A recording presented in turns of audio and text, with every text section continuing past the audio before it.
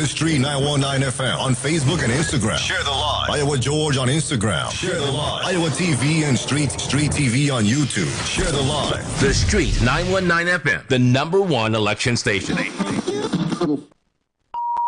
You're about to experience not necessarily the views of the management of the Street 919 FM.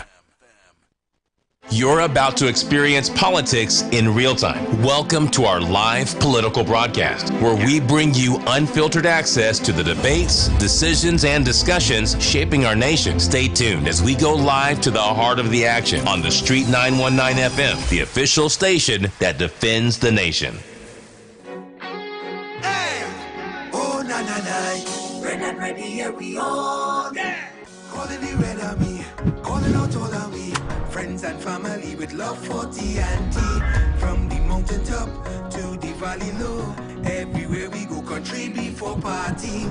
PNM, we working together, we building together. Young will make it better. PNM, side by side together, we standing together for our nation's future. This is a movement we all in together, not just for one. My sister, my brother, man is it in your hand. PNM is the plan. Ready, hold it steady. PNM, speed for them. One not going through event. Speed for them. Red army on the road again. Speed for them. Every green and every race. Speed for them. Together, no time to waste. Speed for them. Ladies and gentlemen, allow me to recognize our Honorable Prime Minister, the Honorable Stuart Young SC, who is on his way. Let us give a round of applause to our Honorable Prime Minister. Allow me to recognize our political leader and the 7th Prime Minister of the Republic of Trinidad and Tobago, who is paying close attention to what is happening here tonight. Of course, none other than Dr. the Honorable Keith Christopher Rowley. I, of course, acknowledge the distinguished lady and gentlemen who are sharing the head table tonight. Allow me by put your hands together and assist me in welcoming. Of course, he is no stranger to you, the beautiful people of this constituency. Arangwes, St. Joseph, I want to hear you make some noise as I recognize your own, the Honorable Terence Dial Singh.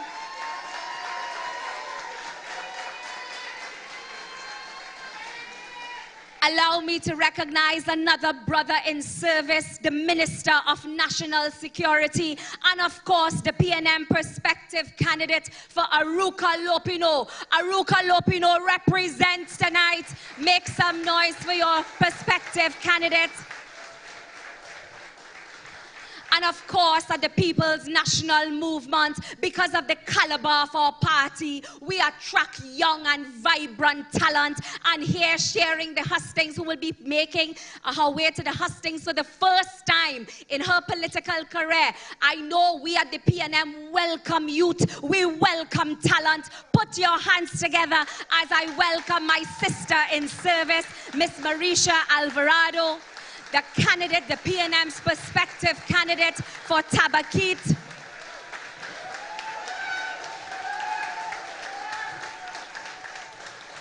I understand in the opposition there are some people waiting for a late call. I did common entrance, and back in the days, if you didn't pass the exam, you wait on a late call. Unfortunately, we at the PNM have fielded 41 strong candidates. And I see another young candidate, the baby of our election, a 26-year-old Lena Rampasad. Allow me to recognize another standard bearer. Ladies and gentlemen, I see, of course, the matriarch of our great party, the beautiful Joan Yule Williams, upon whose shoulders we stand. I see many of my ministerial colleague, of course, the dashing, most gorgeous, that minister who leads the charge in the Ministry of Social Development. Put your hands together as I recognize and acknowledge Minister Donna Cox. Leading the charge, of course, on our social media feed is Dr. Amory Brown, the Minister of Foreign and CARICOM Affairs. All PNM soldiers out tonight. Allow me to recognize, of course, our deputy political leader and the man who's responsible for leading our national campaign, of course, Mr. Rohan Sinanan, the Honorable Rohan Sinanan, who's also the Minister of Works and Transportation. PNM, and when I talk about PNM, we talk about bright and we talk about young talent. And I also see, put your hands together for Kareem Marcel, another standard bearer of the People's National Movement, and of course to this most beautiful constituency of Arangwell St. Joseph. How it will look if I don't big you all up? Put your hands together as we recognize Mr. Douglas Williams, the chairman, and his most able team. I understand we have the father of our Prime Minister who is also here. We must recognize, of course, Mr. Richard Young, because we know we are only as strong as the people who support us. Allow me to recognize all party officials and executive members, all members of local government, the PNM membership, the new voters, the undecided voters, the disenchanted voters, those who have recently rejected the UNC's chaos and confusion with resignation after resignation. We also recognize you. Why? Because in the People's National Movement, there is a place and a space for every single one of you. And of course, the ladies and gentlemen of the media, welcome and good night. Trinidad and Tobago, we are the People's National Movement. And tonight marks the beginning of a new, of course, of our national campaign meetings. Ladies and gentlemen, at the People's National Movement, we will be moving from constituency to constituency throughout Trinidad and Tobago to share the PNM's message. Brothers and sisters, and especially to the young voters of Trinidad and Tobago, the PNM message is characterized by unity, loyalty, ability, and strategy. If you agree with that, I would need you to make some noise. To the young voters of Trinidad and Tobago, and especially to our campaign manager, I have a little message for you, Honorable Campaign Manager. Campaign Manager, 41 candidates with might and vigor. Mr. Campaign Manager, 41 candidates, of course, strong candidates, and red is we color. Mr. Campaign Manager, red as we know is bold, it is bright, a color for warriors of strength and a beacon of light. Mr. Campaign Manager, my PNM brothers and my PNM sisters, we bid farewell to our great and phenomenal doctor. But brothers and sisters, now, here today, we write together our PNM new chapter, and that deserves a round of applause. And as we speak, I see our newly minted Minister of Finance. Please put your hands together, of course, as we recognize our Minister of Finance. Ladies and gentlemen, of course, in Trinidad and Tobago, as we lead to our national campaign, we are all in. Of course, St. Joseph, Tunapuna, and of course, St. Augustine. We are all in for the beautiful Trinidad and Tobago, and side by side we stand with, of course, Young in command. As we begin these meetings, I urge you to tune in and listen to our speakers as they take you through, brothers and sisters, where we have come from as a political party, what we have done as a political party, and more importantly, where we intend to take Trinidad and Tobago as a political party. Trinidad and Tobago, in writing this new chapter, we encourage you to be a part part of the PNM transition. We encourage you to be a part of the People's National Movement. As I said, fresh faces we have introduced here tonight, new young people taking social responsibility for Trinidad and Tobago, and soon she will be writing and adding her pages to the PNM new chapter. Put your hands together as we move, of course, to the young people who have offered themselves to serve. Out of our 41 candidates, we have screened all, we have selected all, and from north, south, east, and west, we have 41 candidates that we are so proud of. Ladies and gentlemen, put your hands together as we welcome one of our new bright offerings to you, the people of Tabaquite, to you, the people of Trinidad and Tobago. Marisha Alvarado, born and bred in Tabaquite, with a passion for education and committed to serving you, the people. Let us give her a PNM welcome. Rolling with the red army.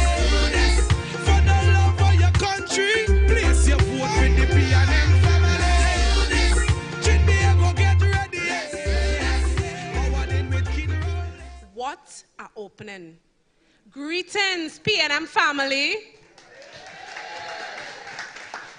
To the Honorable Prime Minister, Stuart Young, SC, to our political leader of the PNM, Dr. the Honorable Keith Christopher Rowley, to Member of Parliament for St. Joseph, Arangwa St. Joseph, and we putting him back. To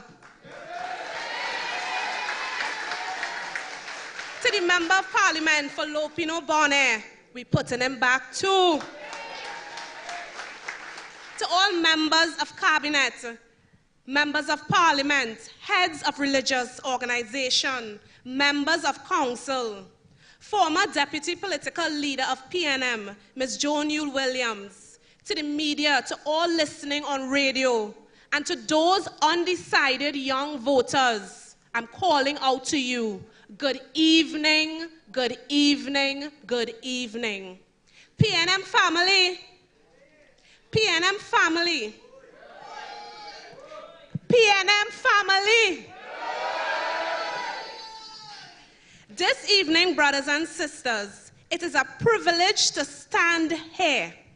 It is a privilege to speak from my heart.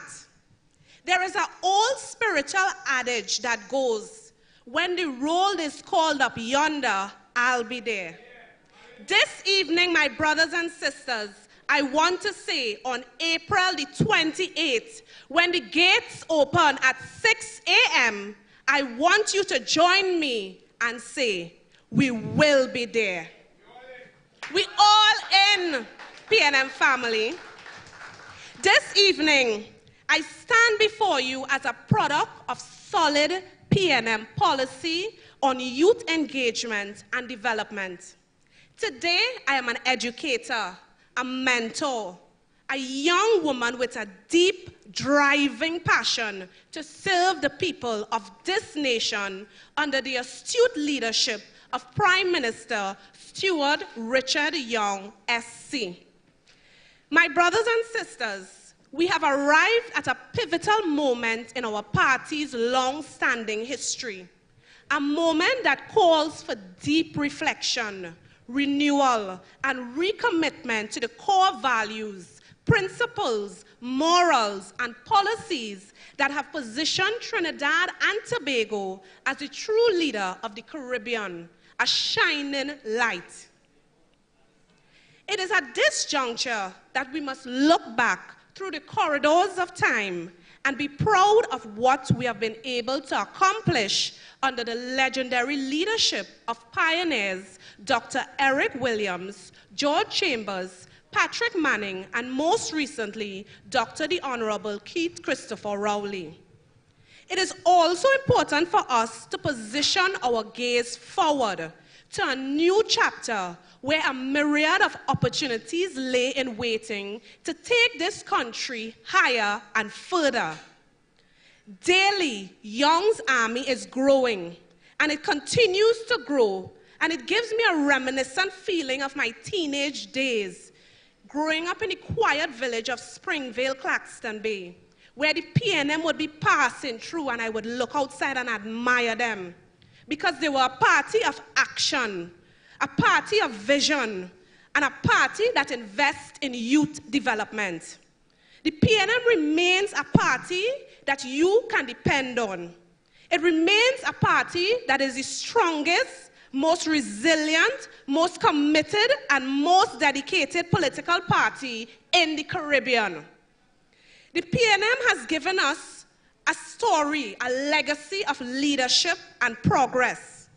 When others flatline, the People's National Movement stands firm. When others stumble and fall, the People's National Movement progresses. When others hesitate, the People's National Movement takes decisive action. And when others fail, the People's National Movement continues to provide leadership, solutions, and empowerment for all. So this evening, I am indeed humbled to be among the new young faces that this great party has ushered into this new chapter. A new wave of young blood, a new wave of bright minds, a new wave of determined, dynamic PNM, ready to battle, ready to take this country forward. I urge each and every one of you, in particular young individuals who are listening on the radio and on the television, to consider the People's National Movement as a party that never fails, a party of solutions, a party of youth empowerment, a party that drives your success and your future. This evening, as we continue this new chapter under the stewardship of Prime Minister Stuart Young, SC, I call on the youths of Trinidad and Tobago to consider his leadership qualities. He is a man of action. He is a man of integrity. He has an unwavering commitment to all the people of Trinidad and Tobago. And make no mistake, he is no stranger to the demands of good quality leadership. He continues to serve with dignity and distinction, proving time and time again that he is prepared to make the tough decisions necessary for progress. So Trinidad and Tobago, ask yourself, what can you expect under this continued leadership? You can expect leadership that is sober, leadership that is focused, and leadership that powers you for empowerment. So supporters of this great party, we are called to take action, to continue the work, to strengthen the mission, and make no mistake, the work of the PNM continues after April 28th. It will continue. We will continue to strengthen the economy, to create more opportunities for the youth. We will continue investment in education, ensuring that the youths are the heart of the nation. We will continue to ensure safety in every community. Ladies and gentlemen, I ask you to kindly stand as we welcome to your constituency, St. Joseph, around where St. Joseph, our Prime Minister, the man who would be leading us to victory, who would be leading the charge of the PNM Army. Put your hands together as we welcome to your constituency none other than Stuart Richard Young, the Honorable Prime Minister of Trinidad and Tobago. We used to carry it when it grown, we used to carry it. We used to carry it when it grown, we used to carry it. We used to carry it when Arima had it, Maturita had it, Santa Rosa had it, Onyaruka had it, in Mova had it, in Sawa had it.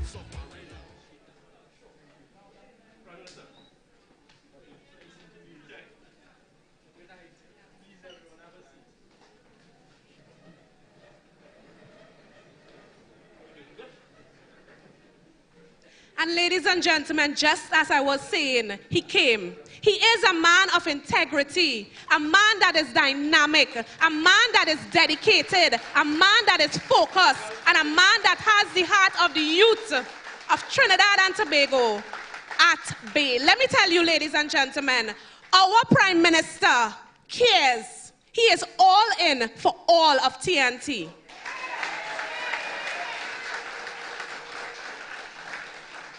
He continues to champion a focused governance with accountability. And today, the party remains committed to youths of this nation, youth development, youth inclusion, providing sustainable, viable options for all. The PNM has consistently provided these channels and measures. And today, I employ every youth to not sit by and let your future pass. Get informed, get out and vote. Be informed about the various policies, agendas geared towards your development. Do not be fooled by the naysayers who say your vote don't matter.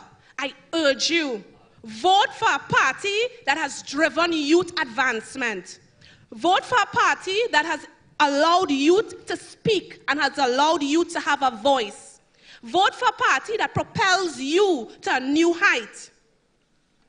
To every young individual, I speak to you today as someone who once stood on the fence, unsure of life's path towards success. But I tell you this evening, the future is yours to build.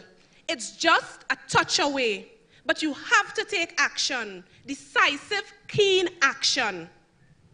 And to every PNM supporter, every undecided voter, everyone who resigned and want to come over, look at the leadership qualities before you and choose wisely. Because this election is not just about winning seats. It's about forming the government that will lead us into 2026 and beyond. It's about securing our future. And I say to every youth and every individual, you may think that this election does not interest you, but this general election 2025 has interest in you. Your future, your country, and its progress depends on you. So will you move with the People's National Movement? Will you call out at 6 a.m. when you go out to vote? I will be there. Because together with the People's National Movement, you can trust and know that we are all in for TNT. As I leave, I echo the call to come out, vote, make sure that your voice is heard, so that on election night, April the 28th, we will all exclaim, great is the PNM, great is the PNM, great is the PNM, and we have prevailed. Thank you, ladies and gentlemen. Let's do this. Tobago, are you ready? Let's do this. Rolling with the red army. Trinidad and Tobago. Trinidad and Tobago. That is what we have on offer for you, the people of Tabaquite. Join me as we give this young woman a round of applause. A baby to the political hustings, a baby to politics. Trinidad and Tobago, you're big and you have sense. This is what we have at the People's National Movement. Honorable Prime Minister, on behalf of your foot soldiers again, we welcome you. Let us put our hands together for our Honorable Prime Minister. 41 strong candidates with all boots on the ground. 41 candidates, and we all know our song. And what is that song again? Great is the PNM. Great is the PNM. Great is the PNM. And we shall prevail. Brothers and sisters, and we shall prevail even in our fight against crime and criminality, because at the People's National Movement, we are all in. We are all in for Trinidad and Tobago. Ladies and gentlemen, the People's National Movement, as you may know, has taken an all-of-government approach to crime, recognizing that we all have a part to play. Ladies and gentlemen, As a party, we thank those parents and the family as an institution for taking steps to take back their children from the clutches of gangs, from the clutches of criminality. As a party, we thank those churches and those places of worship for being all in the fight against crime. Those who continue to open their doors to those youths who are at risk. We thank you because you recognize, we recognize that equally you are all in. Ladies and gentlemen, the People's National Movement, in its fight against crime and believing that we must all be in order to fight crime, we recognize the work of the Ministry of Youth Development, because again, we know that this crime fighting mechanism requires us all being in. Ladies and gentlemen, Trinidad and Tobago, as a party, we recognize the role of the Ministry of Education has played, the role that the Ministry of Agriculture has played in encouraging our young people to leave that life of crime behind. Because again, in the People's National Movement, we recognize that in order to fight crime and criminality, we must all be in. So forever, ladies and gentlemen, we are finding resources, we are finding mechanisms to provide and to create an environment in which we can continue this fight against crime and criminality. Ladies and gentlemen, I strongly believe that together we can. Leading the charge in this ministry now, and I believe more so that we can do it, because leading the charge in this ministry is another, not fresh face to politics, but a man who is also young, a man who also has vision, and a man who is willing again to put his boots on the ground and get this fight done. Ladies and gentlemen, to fight crime, we require all, each and every one of you. And leading that charge, of course, is my political batch from the class of 2020. I ask you to put your hands together as we welcome that man who we will support, who we will put all our hands in and give him the support that he needs as we take back our country, as we take back our children from the clutches of those criminal entity. Put your hands together as we welcome to the political hosting my political brother and of course Aruka Lopino, your candidate, of course the Minister of National Security, the Honorable Marvin Gonzalez. My friend, I in a good spirit, I drink in a good spirits, the vibes right up to the limits, so don't hold me down, don't fight me down.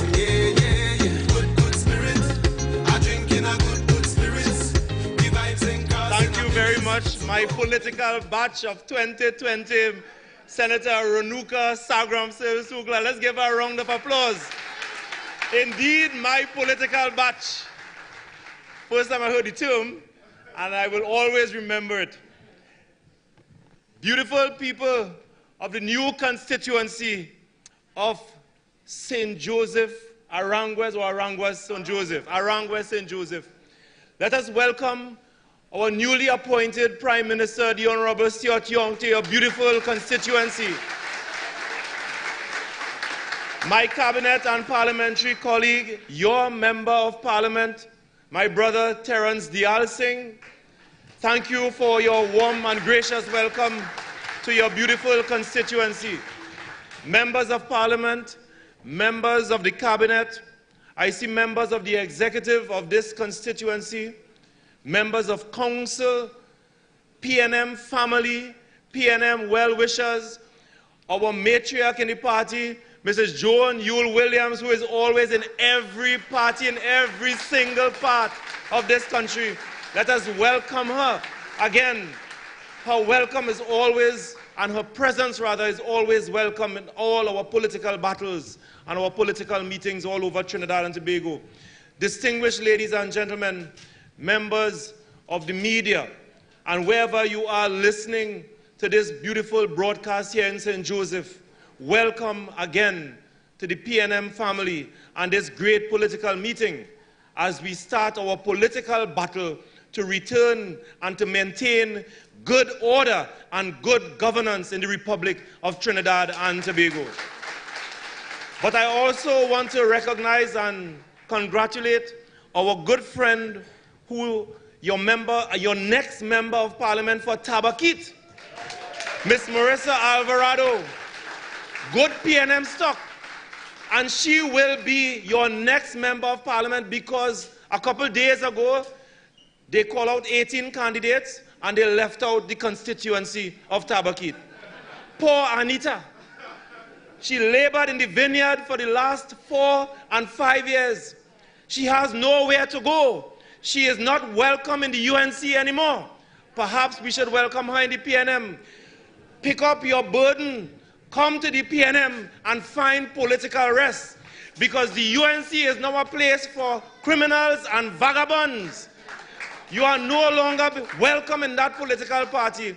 But as you take your exit out of the UNC, we will put a PNM candidate in the young person of Ms. Alvarado to represent your interests in the constituency of Tabakit. Ladies and gentlemen, I want to thank and first start by thanking the Honorable Prime Minister for reposing his trust and confidence in appointing me your Minister of National Security. I do recognize, Honorable Prime Minister, and you, PNM family, that this is a serious responsibility that has been placed upon my shoulder. And every single day that I live, with your encouragement and the encouragement of all of my colleagues in the cabinet of Trinidad and Tobago, and every good upstanding citizen in Trinidad and Tobago, we will return law and order in every community in our beautiful country. Because you see, the criminal element, they are just a minor percentage of this population. This is a population of 1.4 million people.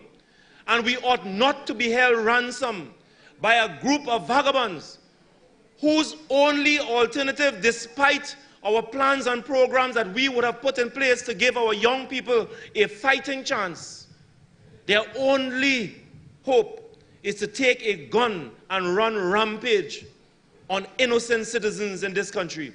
We deserve better. We will push back. We will fight back. Every single citizen under this government, we will push them. We will drive them out because we deserve better in this country. We deserve better in this country. You go back to the history of the PNM, especially when we resumed government in 2015. Look at how much resources we would have given to all law enforcement agencies in this country. Look at the amount of legislation that we passed in Parliament to equip our law enforcement officials with the legislative capacity to prosecute crime and to prosecute criminals in this country. You would have seen time and time again when we brought legislation in the Parliament, it was obstruction after obstruction after obstruction, because those opposed to us believe that the only way that they can re-enter the corridors of power in Trinidad and Tobago is to undermine every crime-fighting initiative that's been launched by this PNM government.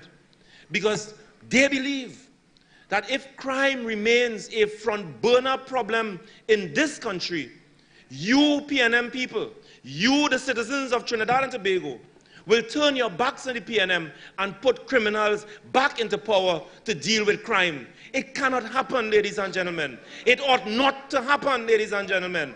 It ought not to happen.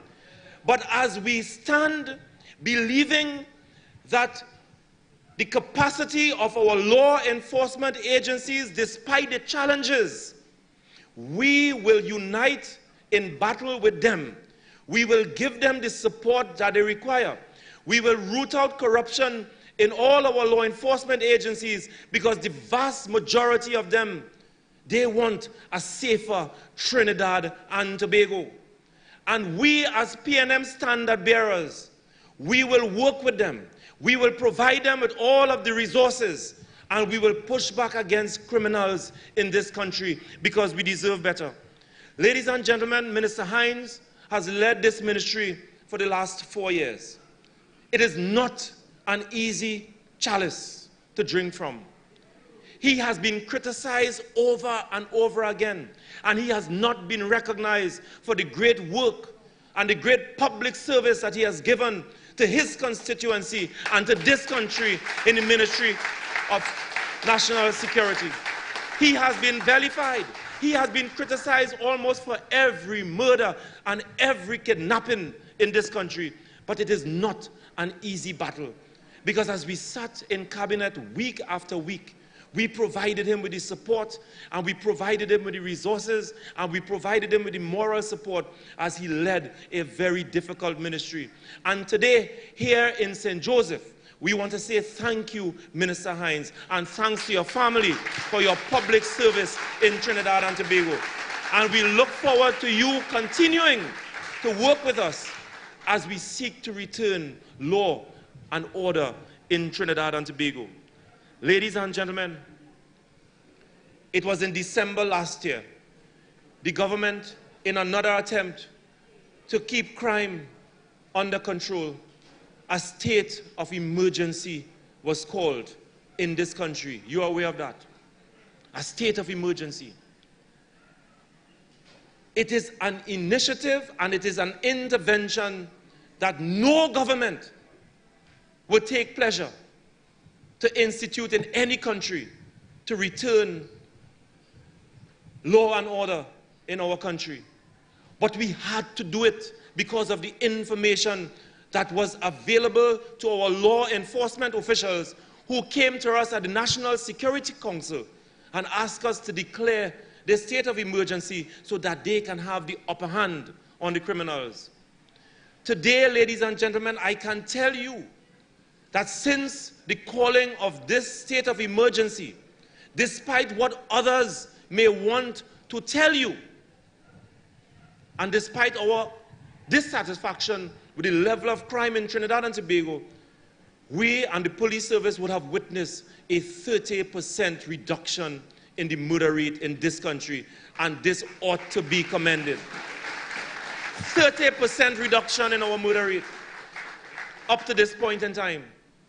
Is it at a place where we are comfortable? Of course not, because one murder is too much. One murder is too much in this country. But a 30% reduction means that more lives we have to give a fighting chance to our young people so that they can turn away from their life of crime. The police also reported, ladies and gentlemen, that over 165 firearms were confiscated. You can just imagine what 165 firearms would have done to our young boys and our young girls in communities all over. This is 165 firearms that were confiscated and removed from our streets so that our police service can provide safety to our families, provide safety for our children, provide safety for our communities. 446 kilograms of marijuana was seized and persons prosecuted. 3.4 kilograms of cocaine removed and confiscated. 22,148 mobile patrols were instituted all over Trinidad and Tobago to give you a sense of safety in your communities. 1,473 patrols, foot patrols instituted, and 14,837 traffic operations instituted all over Trinidad and Tobago. And it is for that reason we would have seen an incremental reduction in criminal activity and a reduction in the murder rate in Trinidad and Tobago. But it is not at a place where we are satisfied. We believe that much more needs to be done to arrive at a place where we are satisfied, where all of our communities will feel that sense of safety wherever they are. That our schools can be a place of learning wherever you are in Trinidad and Tobago. Our hospitals and other public places will not be havens for criminals in Trinidad and Tobago. The work is a tall order. But if we, as Renuka would have said, regardless of wherever we are in this country, regardless of whatever community group that you're involved in, whether we are involved in our churches, whether we are involved in law enforcement, wherever we are, as parliamentarians, as elected members of parliament, putting our differences aside and doing what we must do, ladies and gentlemen, it is the only way in which we can return Trinidad and Tobago to a safe place. It is the only way. Ladies and gentlemen, shortly after our Prime Minister was appointed, he instructed me as the new Minister of National Security to call all of the heads of our law enforcement agencies at the Ministry of National Security and to get briefing from them. I summoned the head of the Trinidad and Tobago Police Service, the Chief of Defense Staff, the head of our prison service, the head of our intelligence gathering agencies, and they fully brought me up to speed where we are in our crime fighting efforts. And as we do that, the Honorable Prime Minister, as chair of the National Security Council, summoned all of the heads of our law enforcement agencies, including the commanding officer of the Trinidad and Tobago Coast Guard, the commanding officer of the regiment, the commanding officer of the Trinidad and Tobago Defense Force Reserve, the head of our fire services, the chief of defense staff, the head of our intelligence agencies, and they reported to the National Security Council, the newly put together National Security Council, on where we are in our crime fighting efforts, because we understand what this is doing to our country, the damage it is doing to our economy, the damage it is doing to the psyche of our people. And they brought us up to speed with what they are doing, especially as we approach the end of our state of emergency. It was a very encouraging meeting. It was an eye-opener in some respects, but we took comfort that what they are doing, that they are on the right track. And we promised that we are going to provide them with the necessary resources so that they can continue to push back against crime in this country. You would be shocked to know that in our prisons, when we take some of the criminals off the streets, take them out and uproot them out of our communities, and we lock them up in the prison, many of the murders are called from inside the walls of the prison. Because many of the criminals are interacting and interfacing with criminals on the outside. And you have to ask yourself, when you confiscate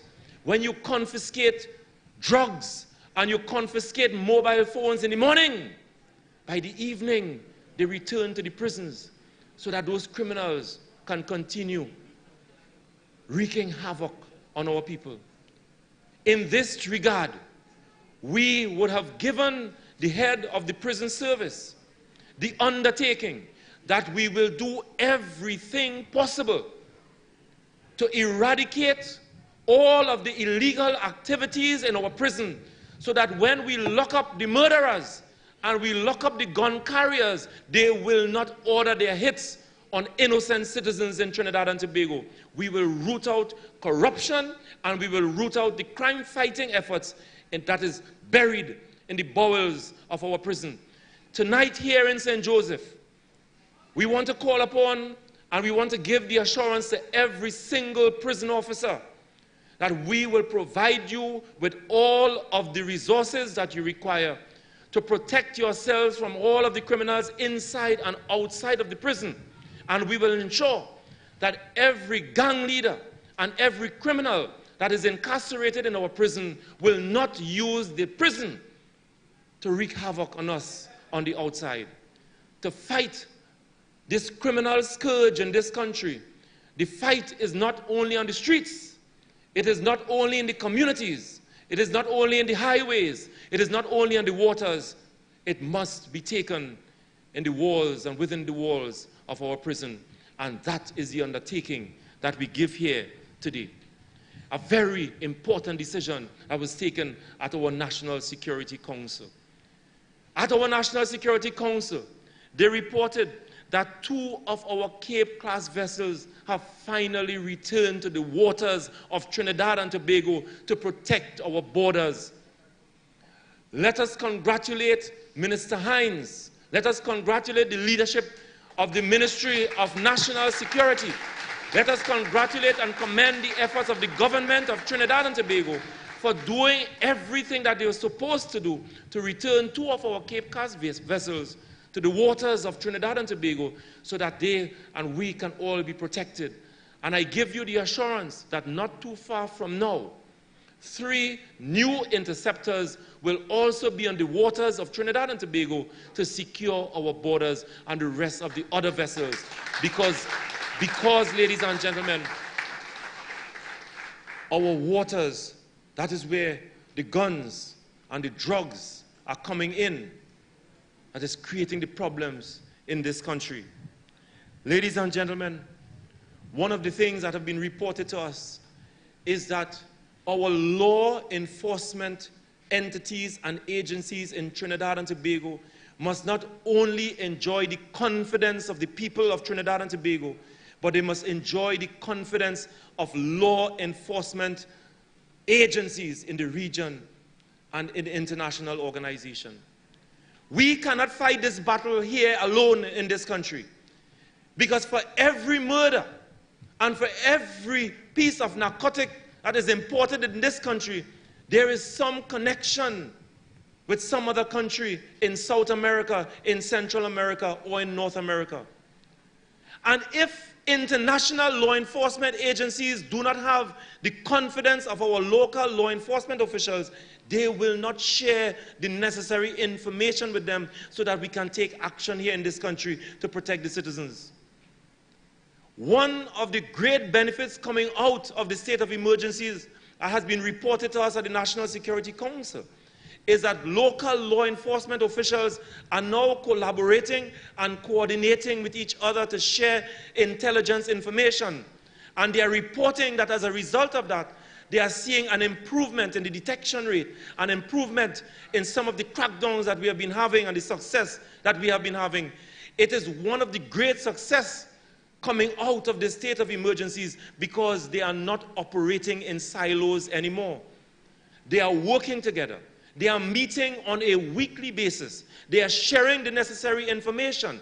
And that is the reason why we are seeing more success in our prisons and some of the operations that you are seeing taking place on land and on sea.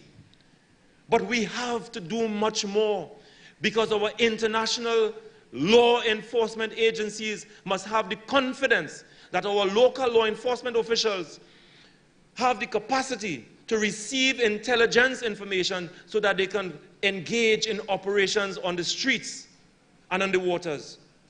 I can tell you that over the next 3 months, when you re-elect the PNM into government on the 28th of April, we will ensure that our local law enforcement officials maintain the confidence of their regional and international partners so that they can receive information and initiate successful operations in this country.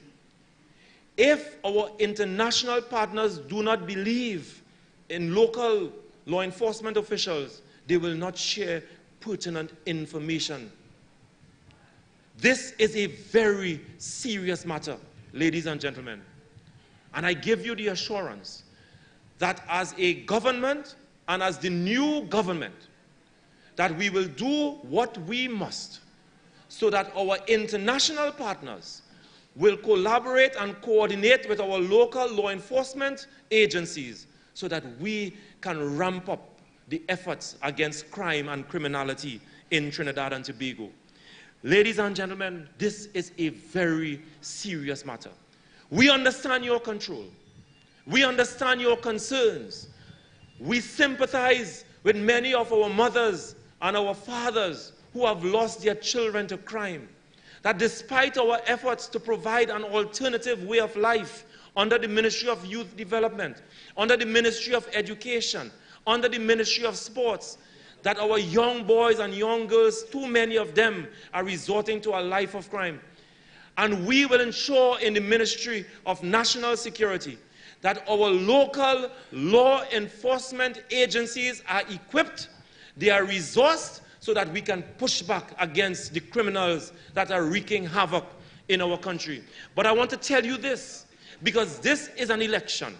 And if, God forbid, the people of this country put these other people who are posing as a political organization into office, do you think that our international partners will want to collaborate and share critical information with them? Can you imagine Arnold Roberts as your next Minister of National Security? Can you imagine Khadija Double Palm Amin being your next Minister of National Security? Can you imagine Barry Pararat as your next Minister of National Security? Can you imagine Kamla Prasad-Bissessar, who cannot get up before 1 p.m. after lunch, being your next Prime Minister? After 60-something years, the alternative to the People's National Movement continues to be chaos and confusion, ladies and gentlemen. And I want to give you the assurance that under the leadership of Prime Minister Stuart Young, as we head towards the end of this term, and under his leadership as we move to another term, the issue of crime and security will continue to be at our front burner. But you need to do one thing. Do not just give us 21 seats. Do not just give us 22 seats. We need a constitutional majority to go to the Parliament and make the necessary changes. Change up the Service Commission. Change up the management of the police service. Change up the management of the Defense Force. Change up the management of all of the structures, the judiciary, because these are the changes that we need to make to return Trinidad and Tobago to a place of safety. Do not be fooled. But in order to do that, we can't do it with 21 seats. We can't do it with 22 seats. We can't do it with 23 seats. We need 26 and above to make the kind of changes that we need to make in Trinidad and Tobago. So tonight, as we draw the battle line, right here in Arangua, St. Joseph, we want to send a loud signal to the UNC and all of the PNM detractors that we are not fighting for 22 seats. We are not fighting to scrape through this election. We are fighting to ensure that we get a majority in the Parliament of Trinidad and Tobago to make the necessary changes in this country, deep as they are, painful as they might be, because that is what is required to straighten out this country once and for all. And with the leadership of the Honorable Stuart Young, the current Prime Minister, and the next Prime Minister of Trinidad and Tobago, and all of the people of goodwill in this country, and our next returning members of Parliament, we will do what we must to ensure that Trinidad and Tobago is a safe space and a safe place for all of us, for our children to go to the park, for our children to go to school, for us to walk to our streets, to go to our malls, and to go to our shopping center. It is within our collective capacity, and it can only happen under the People's National Movement. Great is the PNM. Great is the PNM. Great is the PNM, and we shall and we must prevail. My friend, I in a good spirit. I drink in a good spirits. Divide right up. Thank you very much, Honorable Minister. Trinidad and Tobago, again, this is what we have on offer. Let us join together and give the Honorable Minister a round of applause. So the next time that the UNC comes to you with their crime-fighting strategy, I want you to tell them, take a spin, because you are all in, and we are all in with our Minister of National Security. You are all in with our Honorable Prime Minister in his fight against crime and criminality. Ladies and gentlemen, we are the People's National Movement. And as we speak about the opposition, brothers and sisters, let me ask you, do you all remember that during the opposition time, they played Wappy with the cabinet? You know what I mean by a game of Wappy? They're reshuffling and reshuffling the cabinet every Monday morning. Ladies and gentlemen, how can we, brothers and sisters, how can we rely upon these wappy players to take charge of our country? The opposition leader can't even take charge of the few members, the 16? The 18 members that she has. Will we put this party in charge of the affairs of Trinidad and Tobago? Ladies and gentlemen, if you forgot, 24 ministers fired under waves of corruption and scandal during the time of the opposition. Is that what we want for Trinidad and Tobago? So that is why I said when the UNC come and talking about crime, we tell them take a spin, because we all in, and we all in with the People's National Movement. And if you could not cure crime in your cabinet, how could you solve crime in Trinidad and Tobago? The maths not maths in Trinidad and Tobago. The maths just not maths in. So, brothers and sisters, we will all take social responsibility and we will do our part, and you will work with your leaders and those who have offered themselves to serve as we take back our country. And as we talk about those who have taken social responsibility, join me as I recognize another standard bearer for the People's National Movement in the form of Adam Hussein, who will be taking Caroni Central. And I understand he's here, but I'm not sure if he is here. Who will be taking Oropouche West? We have Mr. Sean Dubé, another standard bearer. Because, brothers and sisters, we require to have a majority in the parliament, and a man who has run the affairs of the parliament and who will take Tunapuna, don't matter who they pay and they buy out. He will take Tunapuna. Of course, is my brother Esmond Ford. And Trinidad and Tobago, these are your PNM standard bearers.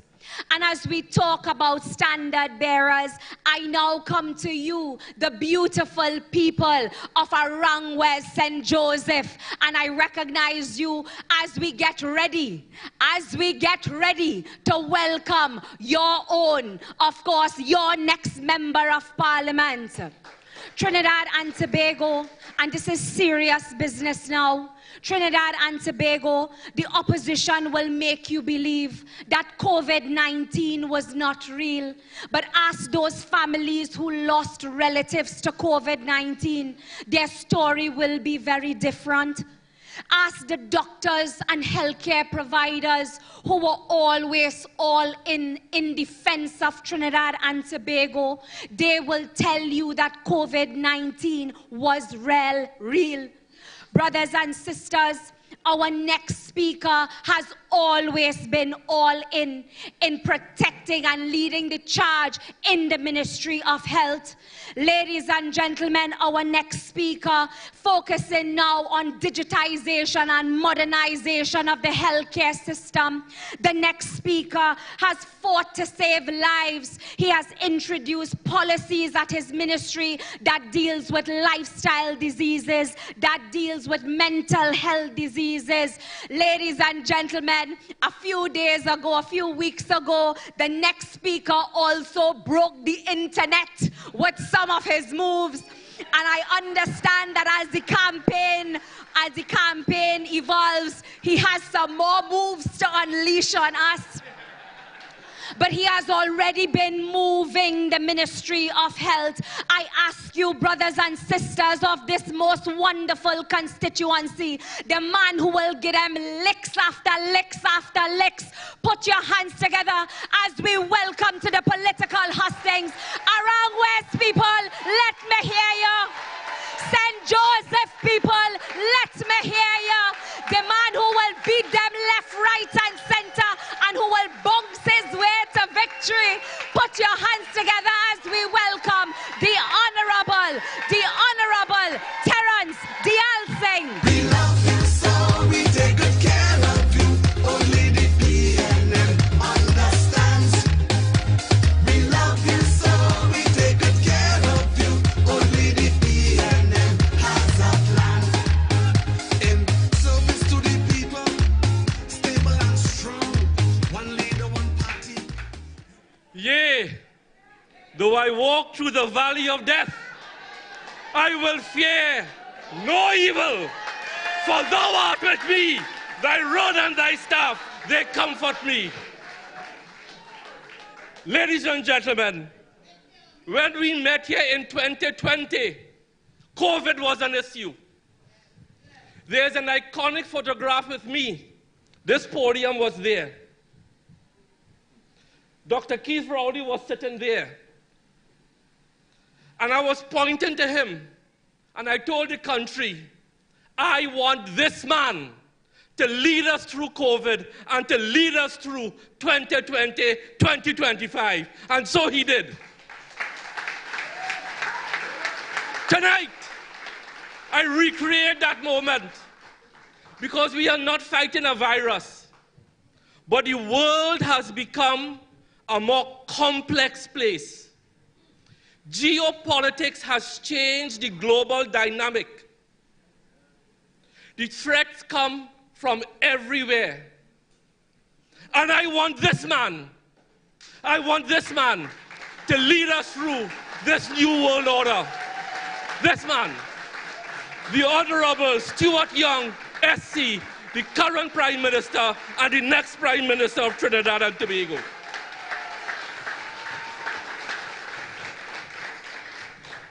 My friends of St. Joseph, Arang West St. Joseph, my phenomenal people, I want to stop calling you all constituents. You know why? Because after 12 years, I don't see you as constituents. I have been to your funerals. I have been to your weddings. I have been to your christenings. I consider you friends. And tonight is one of the first occasions in a general election. We are fighting this election without Dion. Dion might mean anything to anybody outside of this constituency. But if you are from Arang West and St. Joseph, Dion means the world to us.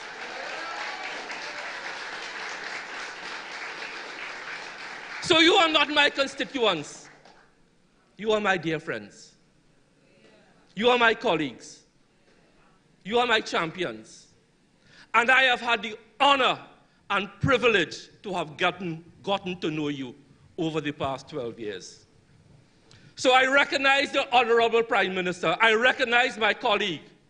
I recognize the new candidates all.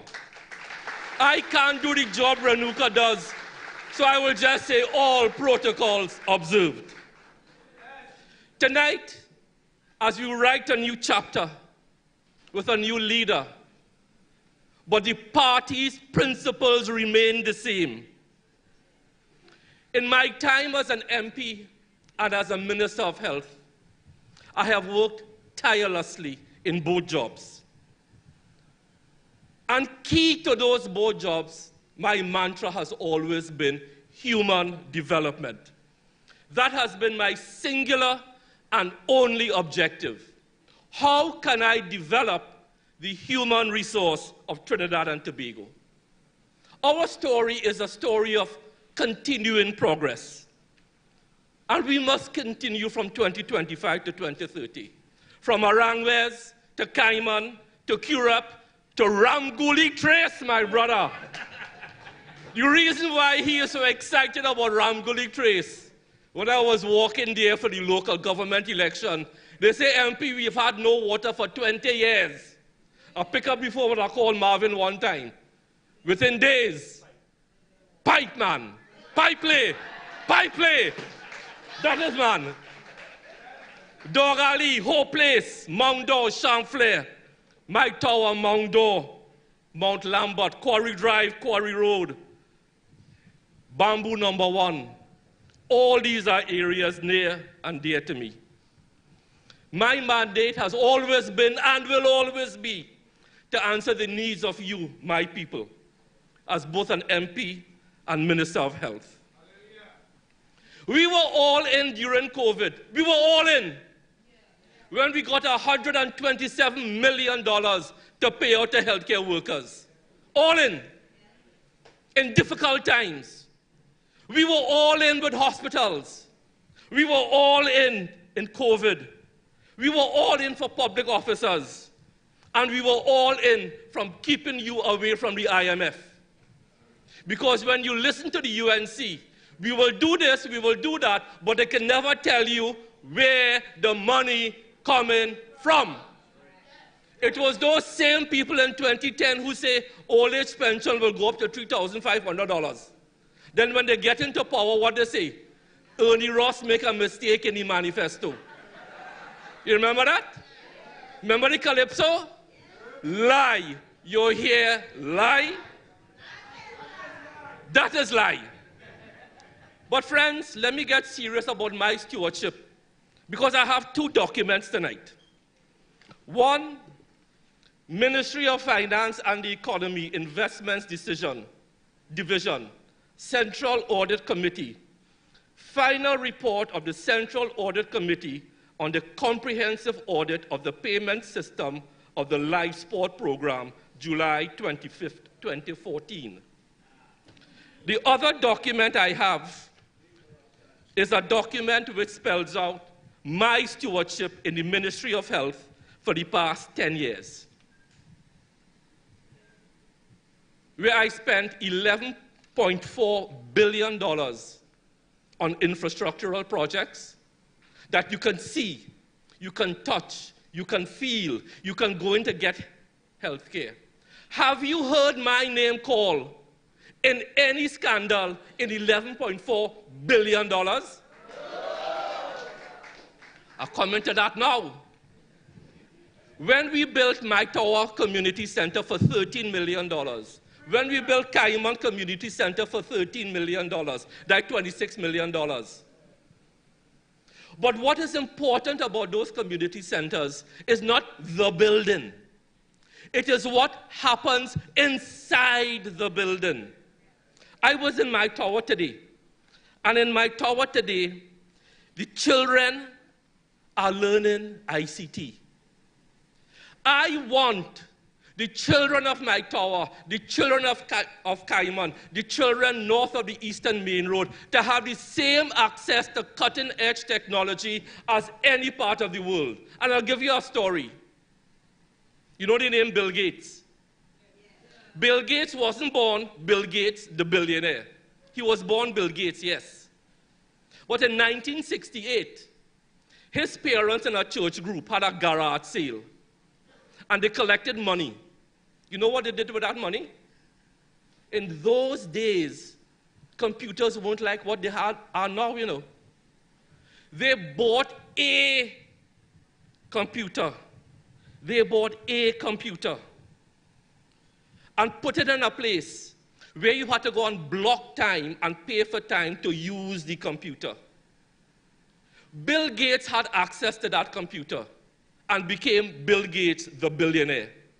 Why can't our children in my tower, in Cayman, in Quarry, not only be users of content, but creators of content? Why can't they do that? Why can't they aspire to be that? That is what we have brought. That is what we have brought. But you can see it, you can smell it, you can touch it. And I want to tell everybody who appears on a UNC platform, you feel you have done the time. You feel you have spent 10 years in opposition and you have done the time. And now we must forget the crime. I want to tell you tonight, we will not forget the crime. Because on page 17 of that report, and I quote, E-Beam Interact Limited, a payment of $34 million was made to E-Beam Interact, although no services were rendered, and the external attorneys suggested that the matter should be contested. On page 18 of that report, and as Reduka say, if you couldn't solve crime in your cabinet, you think you could solve crime on the road? This is crime in the cabinet of Trinidad and Tobago. It goes on. In the absence of proper procurement practices, I had to hear David Tanku talk last night about procurement. In the absence of proper procurement practices, overpayment for goods and services, and possible criminal activities, ranging from fraud to theft and possible breaches of the Proceeds of Crime Act, suggest there may be criminal elements in positions of supervision and coordination. That is what every speaker who sat with Kamla Persad-Visessa in La Jolla last night are telling you. We did the time, forget the crime. But we must give them 5 more years' time in opposition. We will not forget the crime. Yea, though I walk through the valley of death. For all of those who know the Bible on that platform last night. For all of them who think they know the Bible. For all of them who preach the Bible for years. Are they going to forget this? Are you going to appear on a platform? Are you going to appear on a platform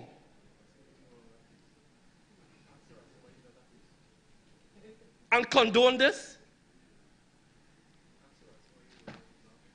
$34 million. Let me tell you something. I told you I have another document here. My stewardship as Minister of Health. 1 vial of chemotherapy drugs costs $13,800. With that $34 million paid to E-Beam, you could have bought 2,463 vials of chemotherapy drugs for the people of Trinidad and Tobago. You could have bought that. Yea, though I walk through the valley of the shadow of death, I shall fear no evil. The $11.4 billion you truly spent with no scandal. You could have bought, with that $34 million, 3,352 vials of chemotherapy drugs. And I must listen to people in La Jolla, St. Joseph last night tell you, we have done the time, it's we time now. We must tell them, you have done the crime, but your time ain't finished. Your time ain't finished. You must spend 5 more years. But going on, what have we done? What has my stewardship been like in St. Joseph? My colleague, when he was Minister of Public Utilities, we put down the booster pump in Chamflair to give people of Quarry Drive and Upper Chamflair good water. We did that. We did that. But tonight, as we move forward, I want to thank the people of this constituency for their patience. And your patience has been rewarded. When we came into office, money was scarce. And some projects had to be put on hold. Because we had to maintain old age pension to 110,000 people who rely on that every month. We had to prioritize healthcare. We had to prioritize free education. We had to prioritize subsidized water, subsidized electricity. So some projects had to go on hold. But tonight I can tell you that Cabinet recently approved the restart of the Mount Hope Secondary School. You are going to get your Mount Hope Secondary School. MTS will be going out for tender very soon, and I thank you for your patience. Yesterday, I asked the incoming Prime Minister, I said, Prime Minister, I want to announce tonight the St. Joseph Secondary School. He said, go ahead. So tonight, we announce that the next PNM government will restart the St. Joseph Secondary School because you deserve it. Our children deserve it because our priorities have now changed. I also want to say tonight to my constituents of Mount Dore, your community center has been closed. UDCOT will be starting work there within 2 weeks. And you will be joining my tower. You will be joining Cayman in having a modern ICT access center. Do you know what is happening? Yes. Do you know what is happening in my tower with our children who could be the next Bill Gates? I was there today. This flyer is up there. This is what my tower children are now doing with this ICT access. Join our WhatsApp channel and stay connected. 3 easy steps. This is my tower, people. You didn't have to have a garage sale like Bill Gates' modern father to buy a computer for you. The government put it there. This PNM government put it there. So as part of my 2025-2030 master plan, we will continue to focus on St. Joseph, human development, and these are some of the new projects going. So I ask you, I plead with you tonight that the constituency of Arangwe St. Joseph, we are all in. I ask you tonight, are you all in? Are you all in? I ask you for your continued support. I say to you tonight, we are red and ready in St. Joseph. We are red and ready in Quarry. We are red and ready in my tower. We are red and ready in Arangwes. And let me not forget infrastructural work in Arangwes. I don't want you to think that Arangwes is out of my sight. We have finished so much infrastructural work in Arangwes. Paving of Sundar Singh Road, Palm Drive East, Odai East Access Bridge, completed, done and dusted. The yearly dredging of the Arangwes River to minimize flooding. So every part of this constituency, regardless of how you vote, you get my attention because equity deserves, we put resources where resources are needed. That is what equity means. I don't see yellow, I don't see red, I see people. I have walked the streets of this constituency. I know what your issues are. And I am saying to you, if you are red and ready, if you are all in, say with me on the night of April the 28th, when we are all in, we will say, great is the PNM, great is the PNM, great is the PNM, and we shall prevail. And I love you so, we take good care of you, only the PNM understands. We love you so, we take good care of you, only the PNM has a plan. Arangwe St. Joseph, your standard bearer, I'm sure you could do better than that.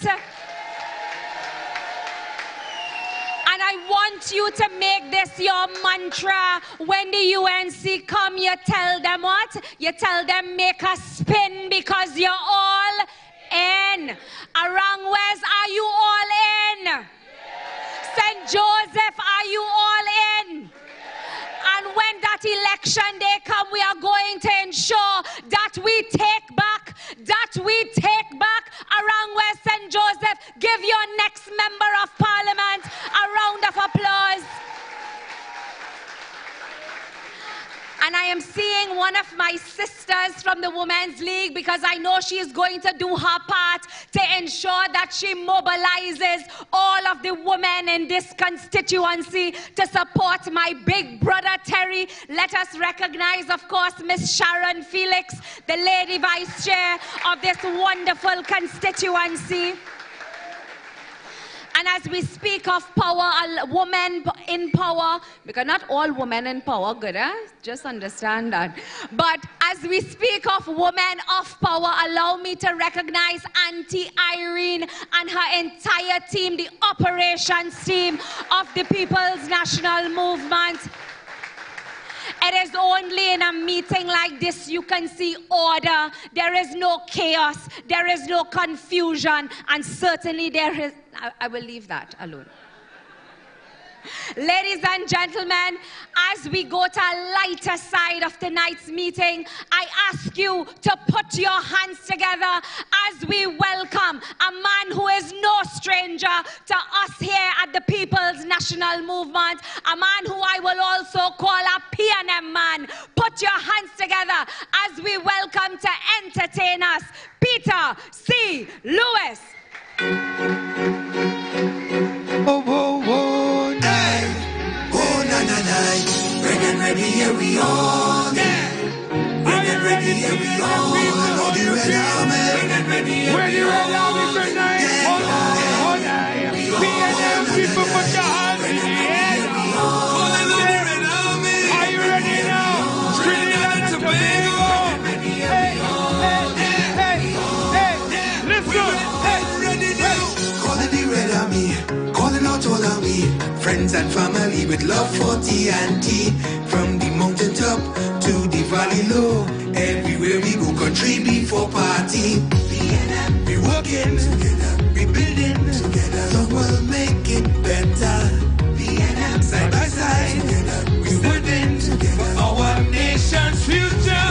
This is a movement we all in together, not just for one. My sister, my brother, everybody here, people. With us, everybody say, come say, we all in. We all in. On the road again. We all in. Every green and every race. We all in. Together, no time to waste. We all in. Frederick Street to Bokuri. We all in. Alice is P&M people around West St. Joseph, if you're ready, say P&M. P&M we need again. Hey. We all in. Taking it to the street, wherever we meet. We talking to everyone all over the country. The message is loud and clear. We want you to volunteer, spreading the word. Country before party. P&M sun orange. All the people who go and vote, I want to make sure that you vote. I want to see your finger. Show me your voting finger. Show me your voting finger. You know why? We all in together. Working together, we all in the line. Let's do this together. Your future. This is the future we're talking about. Are you ready? Tell them we all in. Blood flowing through we veins. Say we all in. Enemy on the road again. We all in. Every creed and every race. We all in. Together, no time to waste. We all in. From Frederick Street to Bokuri. We all in. The valleys is all we need. We all in. Tell them this I say it there. We all in. The P&M we need again. We all in. Ready, ready, here we all in. Everybody, let me see your hands like this. If you're ready, ready, say. Ready and ready, say we all in. We all in. We all in. We working together. We building together. Thought we'll make things better. Side by side, we standing for our nation's future. This is the moment we all in together. Not just the one. My sister, my brother. In your hand, P&M is the plan. Ready and ready, steady, steady. Cause we all in. Regular moving family. We all in. Enemy on the road again. We all in. Every green and every race. We all in. Together, no time to waste. We all in. Frederick Street to Bokuri. We all in. The policy is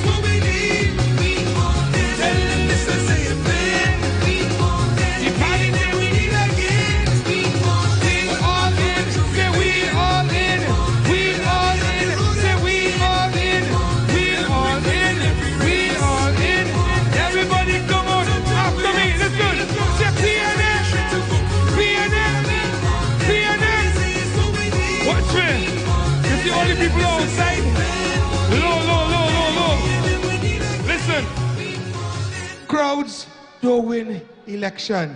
On election day, I'm begging each and every one of you, please go out and vote. Go out and vote. Go out and vote. And then we will tell them, we are in. Put your hands together, Peter C. Lewis, we're all in. We could do better than that, PNM family, because we are all in. Ladies and gentlemen, this is a moment that I have been waiting for. It's my first opportunity to welcome the next speaker, of course, now as the Prime Minister of the Republic of Trinidad and Tobago. But before I do that, brothers and sisters, ladies and gentlemen, members of the People's National Movement, and to you, the citizens of our great, our beautiful Twin Island. Tonight we stand at a dawn of a new chapter, a new era of leadership for our party, and above all, brothers and sisters, for our nation. The People's National Movement has always been rooted in vision, in resilience, and an unwavering commitment to all the people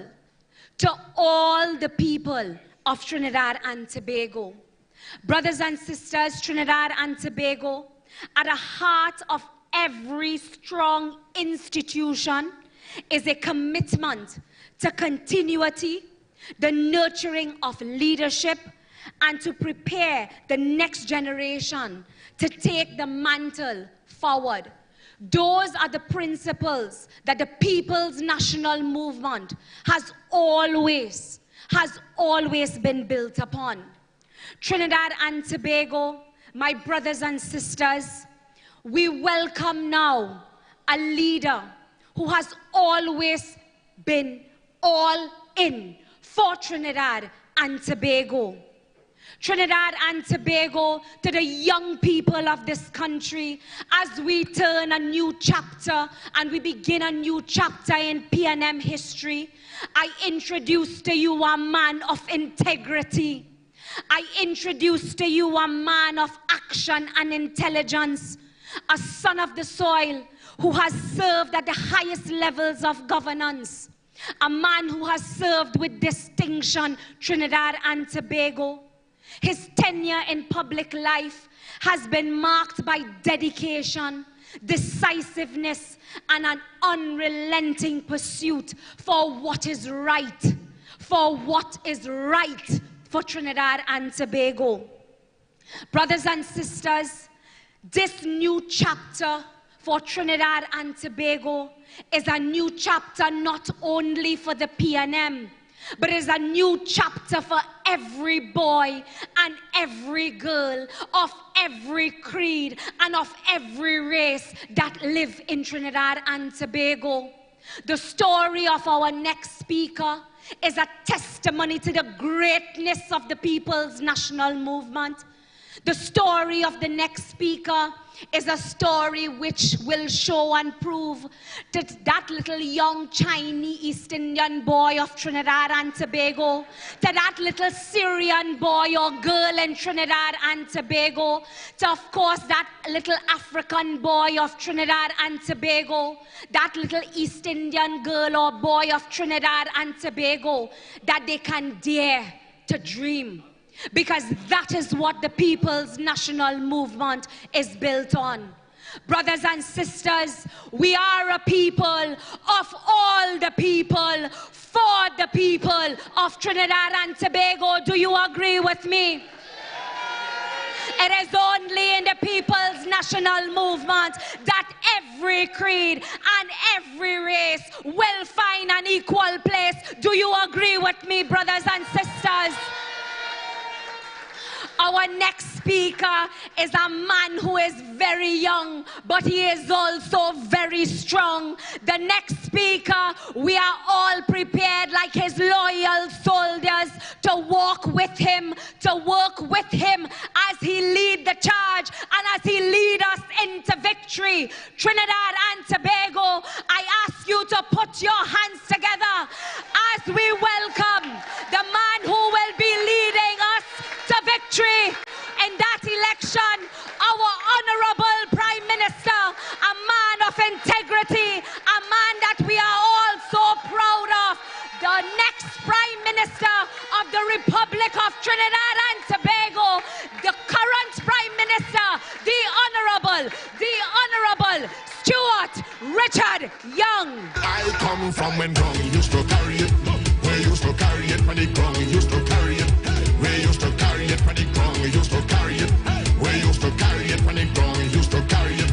We used to carry it when Arima had it, Machurita had it, Santa Rosa had it, Donyaruka had it, in Mova had it, in Sawa.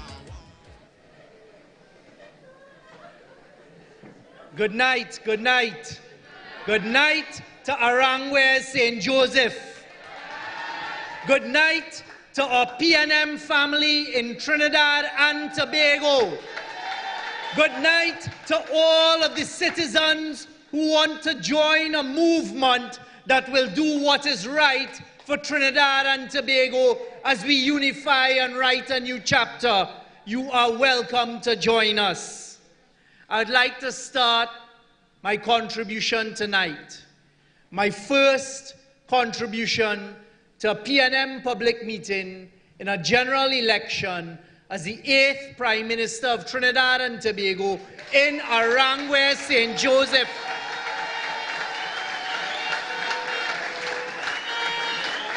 A constituency that I walked along with many hundreds yesterday to get a good feel and idea for Arangwe St. Joseph.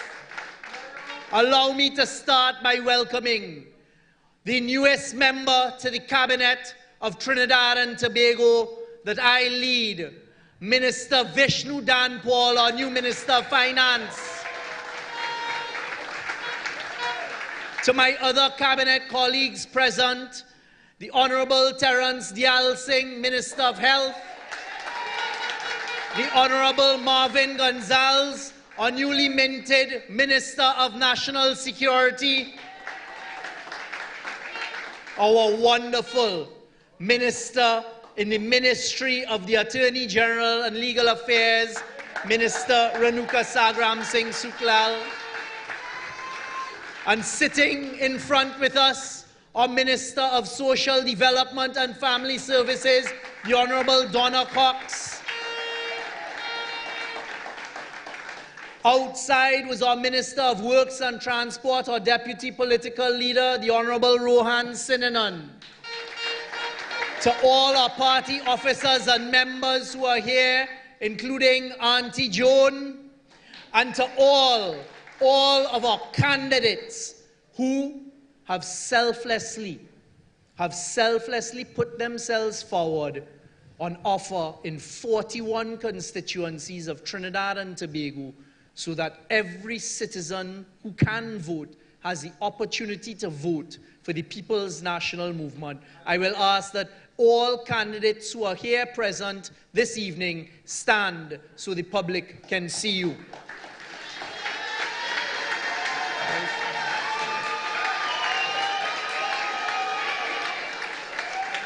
Trinidad and Tobago take a very, very close look, because it is only the People's National Movement that can, within time, without controversy, and in a proper manner following our Constitution, present on a date well in advance as nomination date 41 candidates in Trinidad and Tobago.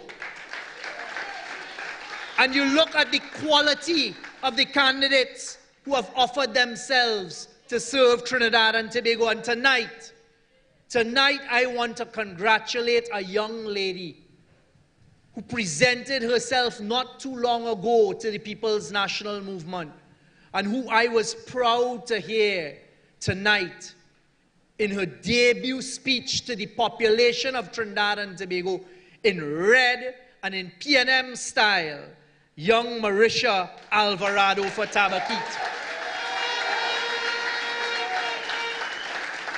And I am proud to stand here as the chairman of the People's National Movement, as the Prime Minister of Trinidad and Tobago, and to tell the population, these are the quality citizens that the People's National Movement attracts.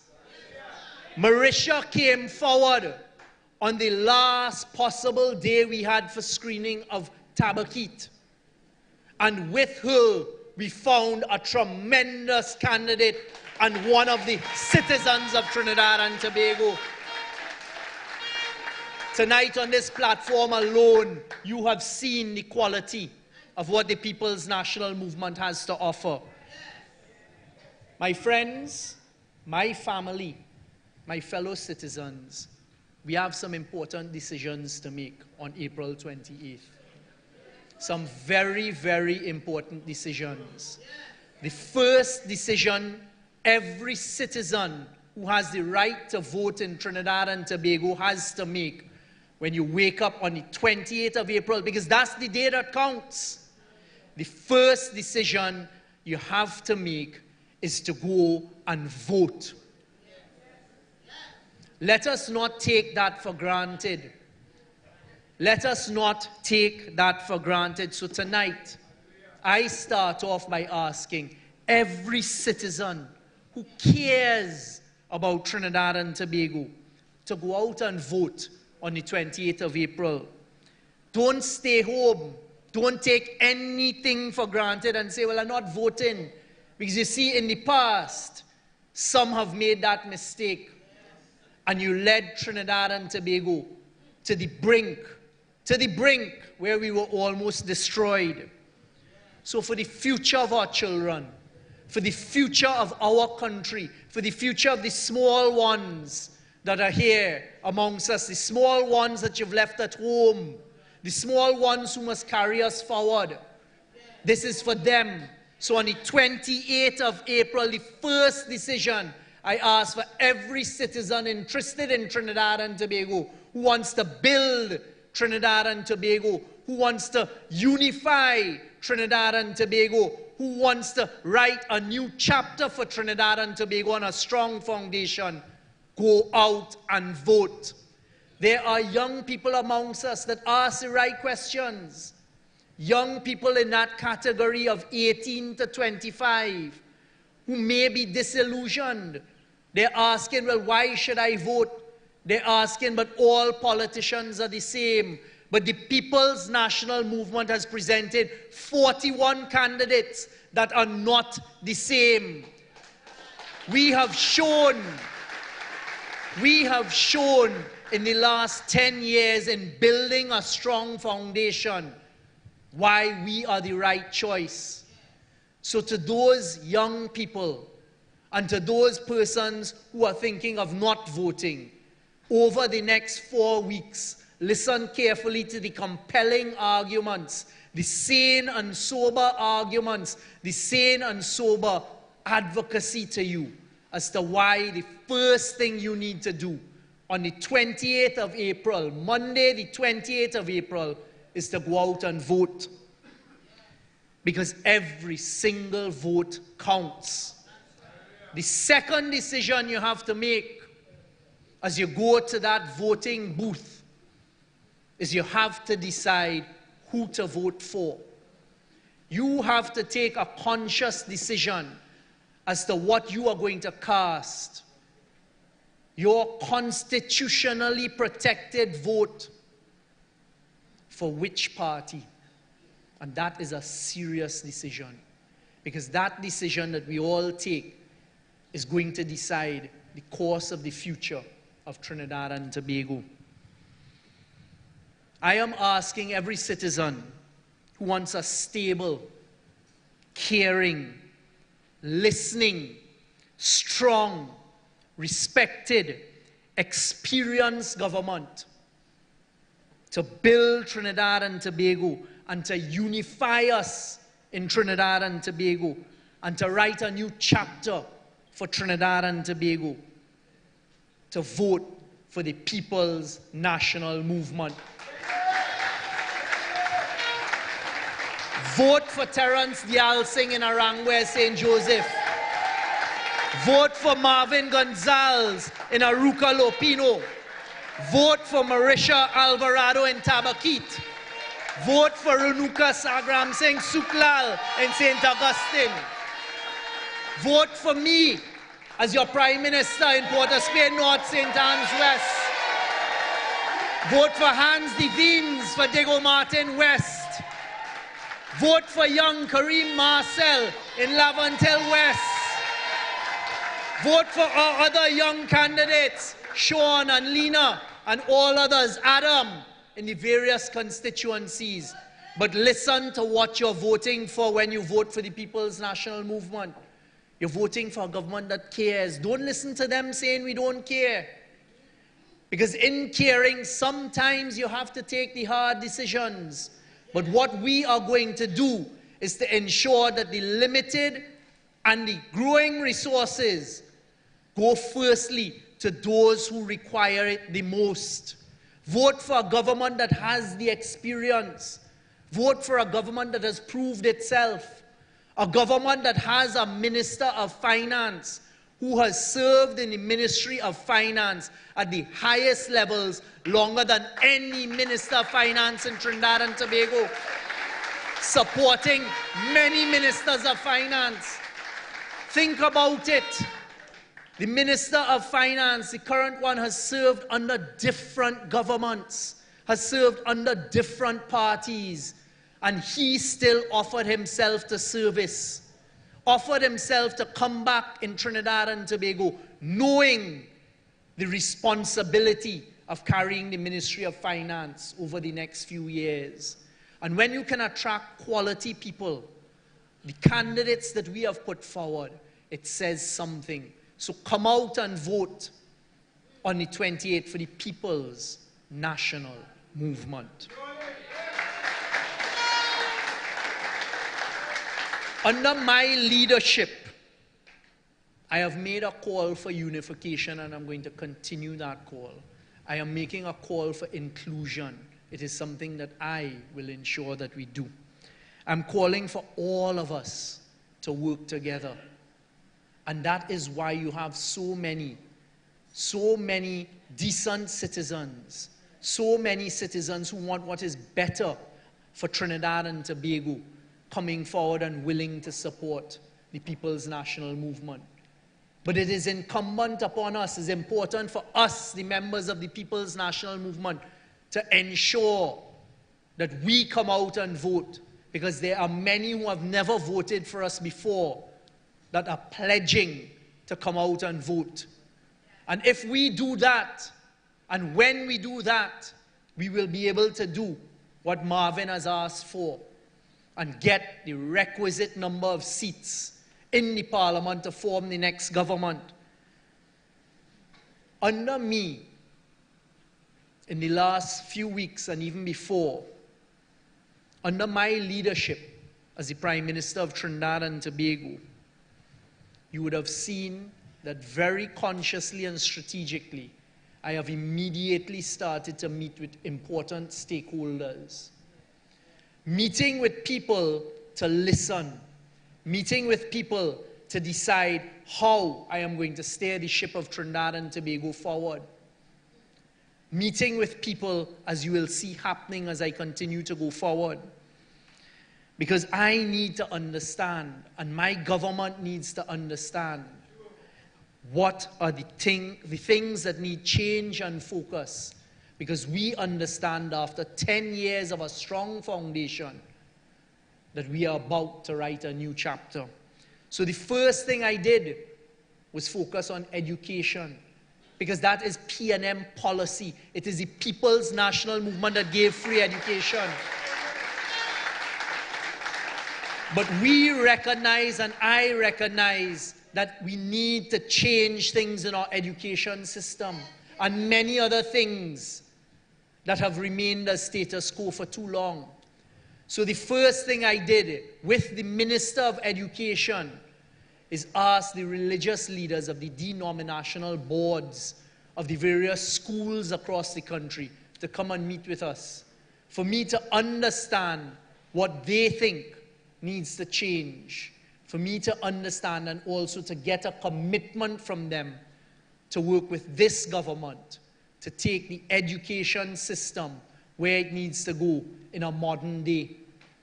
You also heard me say at the first post-cabinet press conference I held as the Prime Minister that the issue of foreign exchange and availability of foreign exchange is something that we are going to tackle. There is no easy solution. We have a lower foreign exchange. Ironically, I heard someone on a platform right here in Arangwe, St. Joseph, it's reported last night, talking about how his P&M, they reduced the foreign exchanges in this country. The irony and the hypocrisy of that individual who almost single-handedly sunk where we earn foreign exchange from the energy sector. Do not forget that.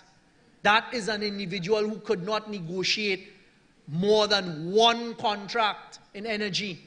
And the one contract they negotiated in 5 years continues to cost us billions of dollars in losses. Trinidad and Tobago, these are serious times. These are the things you need to consider when making that decision to come out and vote and to vote for us. So we tackle the foreign exchange. You saw the Minister of Finance and the Minister in the Ministry of Finance, Brian Manning and myself, meet with the Central Bank, the Bankers Association, and all of the heads of the banks to tell them that we need to find a way for the average citizen to get that priority access to foreign exchange, that when they walk into the bank and they ask for that money to go on their vacation, to see their grandchildren, to send for their children wherever they may be, to pay for medicine, etc., they have to be given an allocation and a first priority. We also, in that meeting, took on the conversation about bank charges and fees, because we all know about bank charges and fees. So when you hear this stupid talk from those on the other side, trying to say that your Prime Minister is somebody who is fighting for the big business, it is actions, it is not words. And I have no fear that you will make the right decision. Because you see, I have been walking for the last 10, 11 years, I have been walking, and I do not have a fear to walk anywhere in Trinidad and Tobago. So I've been walking throughout Trinidad in the past few months, and I'm heading to Tobago to walk. And that is to meet our citizens on their doorstep. That is to meet our citizens, as I did in Ikweze yesterday, waiting after school and work to get transport to go home. And you know why that is important for me? Because it allows me to understand firsthand what are some of the issues taking place, and not to depend on people who will send a report upwards and maybe manipulate the report so you don't properly understand. So you think about it. You have a choice in a leader who is going to walk all over Trinidad and Tobago, meeting the people on their doorstep. And I look in the crowd and I see many who walk with me, many who walked yesterday, many who walked in the week before, and I'm asking you to join me as I continue to walk. Because you have a leader who could walk after a full day's work. You have a leader who could come off a plane at midnight, having dealt with state issues, having dealt with the Secretary of State in Jamaica, come off a plane close to midnight, go home, shower and sit down and do cabinet notes till 3 o'clock in the morning, go and lead a cabinet, go and report to the population with a post-cabinet, and then put on my walking shoes, my red shirt, and go and meet the people.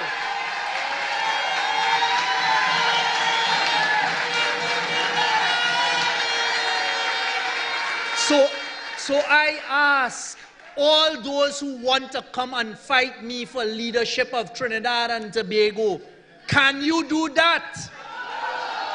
Can she do that? Can they do that? You have a leader who not standing up with their phone like this. Nye, nye, nye, nye, nye, nye. You have a leader who not standing up telling lies on a post. Trinidad and Tobago, those are the choices that we have to make. I, Stuart Richard Young. I, Stuart Richard Young, am here to serve the people of Trinidad and Tobago.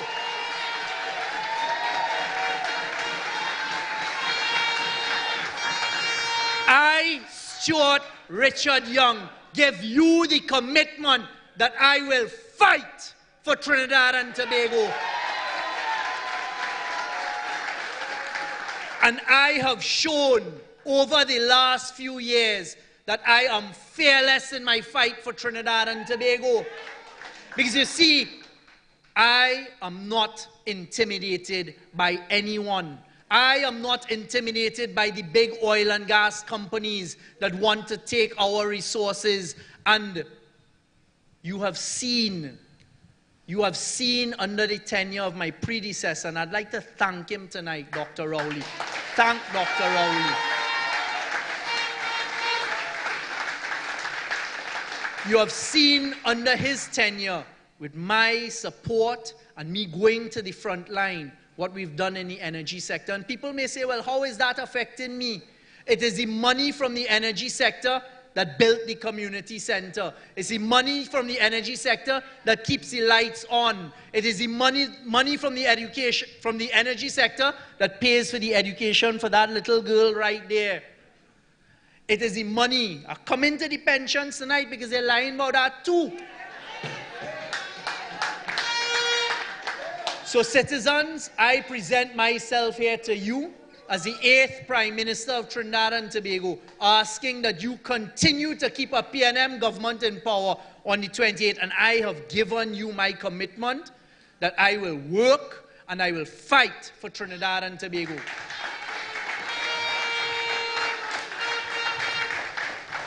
This didn't start overnight. I got in frontline politics 11 years ago as a temporary opposition senator. And I don't think people understand that, you know. Because when you're in opposition, the only thing you could have is 6 opposition senators. And when you decide to stand up out of a good profession, whatever you may be, you leave your job and present yourself, you know that you're putting yourself on the line. So 11 years ago, when I presented myself with pride, and I thank you, the PNM, for taking me and welcoming me and giving me the opportunities to have the experience I have today, to be where I am, to work for you, the people of Trinidad and Tobago, I had already been fighting. Because anybody who knows what I did as a lawyer, I fought for the unions. I fought for the unions of Trinidad and Tobago for better conditions for the workers. But you see, I am not one that has ever boasted about what I do. That is not in my nature. But I took to the courts to fight for the unions. Go and ask the steel workers. If Ansel Roger would tell the truth, which may be difficult, Ansel Roger would tell Trinidad and Tobago that when Kamla Prasad Bissessa wanted to bust his throat as the PG of OWTU, I did the matter for him.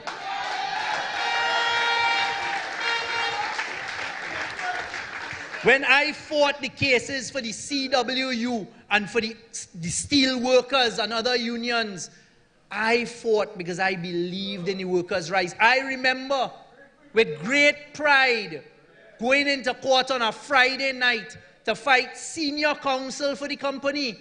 And senior counsel earning over $1 million fee on brief. And junior counsel earning $1 million. And the instructing attorney is another $1 million. And you know, me and my junior, when the union said, we can't pay you $15,000, we need to have a barbecue, you know what we said? You're mad or what?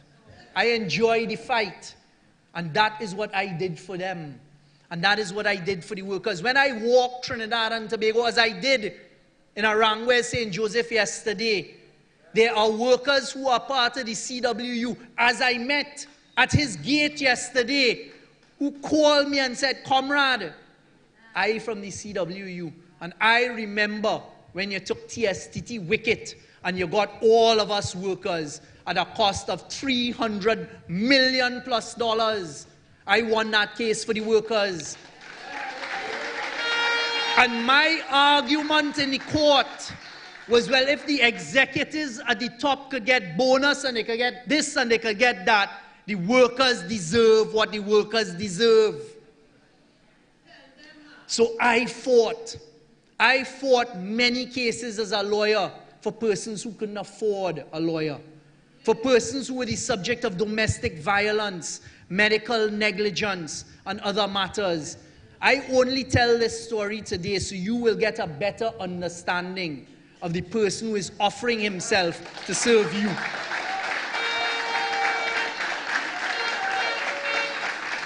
Because you see, every citizen has to choose who you want to lead Trinidad and Tobago.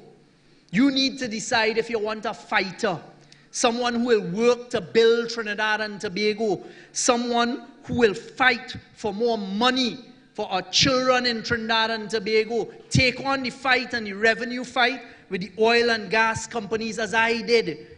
Someone who is young, someone who is energetic, someone who is patriotic, someone who is willing to engage and to listen and to then formulate policy for all. Or you could choose someone who cannot meet you, someone who can't come on the ground and walk, someone who can't tell you her plans, someone who doesn't understand the energy sector, because you would recall in a budget debate, did not even know the shareholding of Atlantic LNG, which is one of the most important institutions and companies in our energy sector. And someone who has already shown us how 5 years under the UNC could almost destroy a country. That is the choice that you have to make. That is the choice you have to make as to whether there will be allegations that $16 billion in cash go missing from the NGC, as opposed to someone. I am proud to stand before you tonight and tell you, because of the battles that I fought with the support of my predecessor, Dr. Rowley, and my cabinet colleagues, was able to get for Trinidad and Tobago $19 billion that we would not have gotten if I didn't take on that fight. So you have one who take 14, you have one who bring 19. It was yesterday. Yesterday I was walking in Arangwe, St. Joseph, with your Member of Parliament, Minister Dial Singh. And I met a young man right there in his home at the gate. He's a UE student. And he said, "Tell me why I should vote." He said, "I don't feel to vote." He said, "There is no reason for me to vote."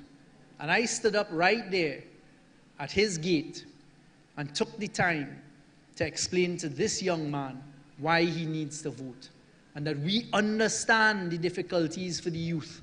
And that is why we have a ministry under Minister Cummings for youth development and national service. And we have our Ministry of Education and others. But you see, I appreciate and understand there's a whole set of young people who we've spent a lot of money on training, and they're young professionals who are having difficulty getting jobs. And I understand that because I am able to go everywhere and talk to people. And I engaged that young man. And by the time I told him why it was important for him to vote, the same way I'm asking you tonight, the conversation ended with him saying, "I'm convinced I'll go and vote."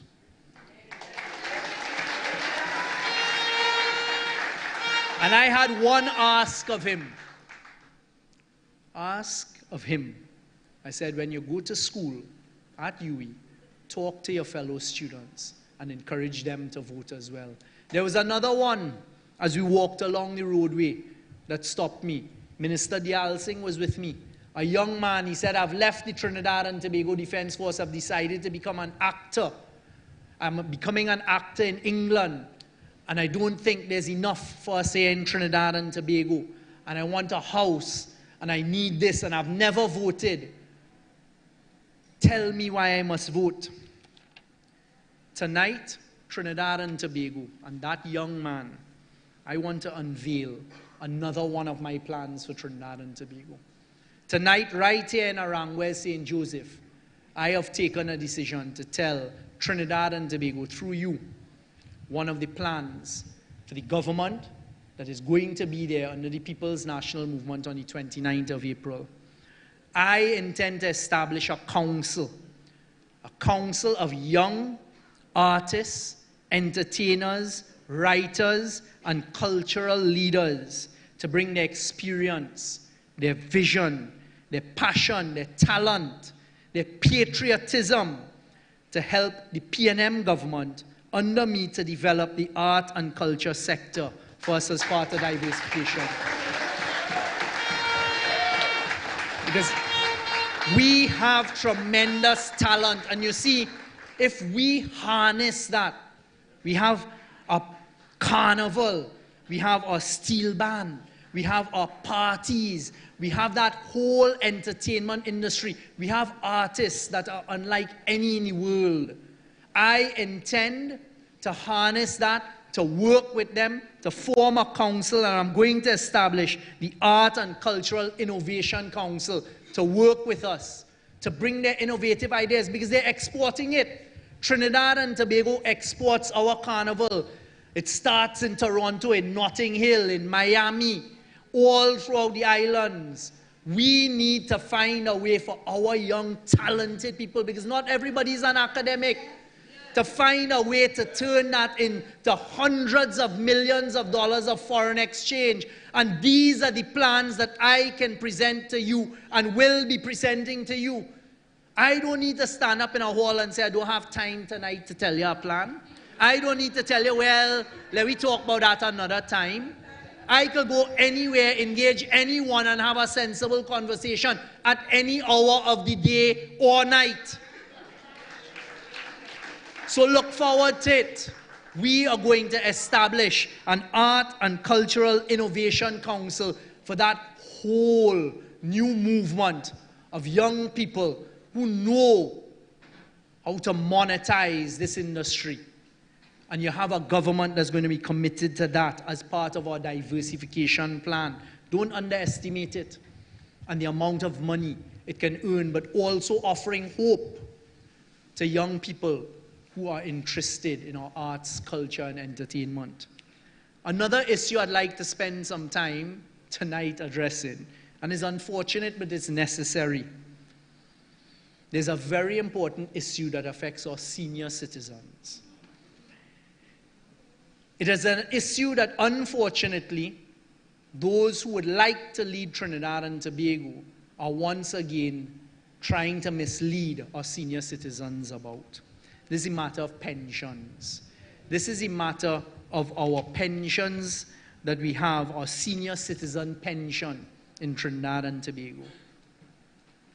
You saw yesterday at post-cabinet press conference, I had to come back and deal with this lie that the opposition were telling that we were registering Venezuelans to vote, and how easily I was able to put that to rest because it's a lie. Well, I am standing here tonight as the Prime Minister of Trinidad and Tobago, and as someone who intends to lead this government on the 29th of April for another term as Prime Minister of Trinidad and Tobago. And I am telling the population, especially our senior citizens, we are not interfering with your pensions. We are not going to change your pensions. Your pensions are safe under the People's National Movement. So don't let people who are desperate to get their hands on the money in the treasury introduce fear into our senior citizens. I am telling you here tonight, as the Prime Minister, we are not touching We are not touching your pensions and your senior citizens' pensions. You all remember in 2023, UNC just introduced a concept. We're going to introduce the P&M inheritance tax. And they just start to put ads up everywhere. P&M going to have inheritance tax. There's another lie. We never had any plan to introduce inheritance tax, and we are not interfering with your pensions. We are not introducing new requirements that if you have X amount in your bank account, you can't get your pension. In fact, let me tell you something about UNC. Under them, they didn't increase the pensions for you. But this P&M government increased pensions from $4,500 to $5,500. 110,000 recipients are provided with the senior citizens pension. Under the UNC, persons who are also receiving an NIS pension could only get a maximum senior citizens grant of $1,500. So don't let them lie to you and fool you. This government, Minister Cox, paid our senior citizens their pension on time, every time during COVID. Other countries in the world couldn't pay their civil servants, couldn't pay salaries. We not only did that, we made sure that senior citizens got their pension on time. We also increased tax allowance. You ask, well, what's tax allowance?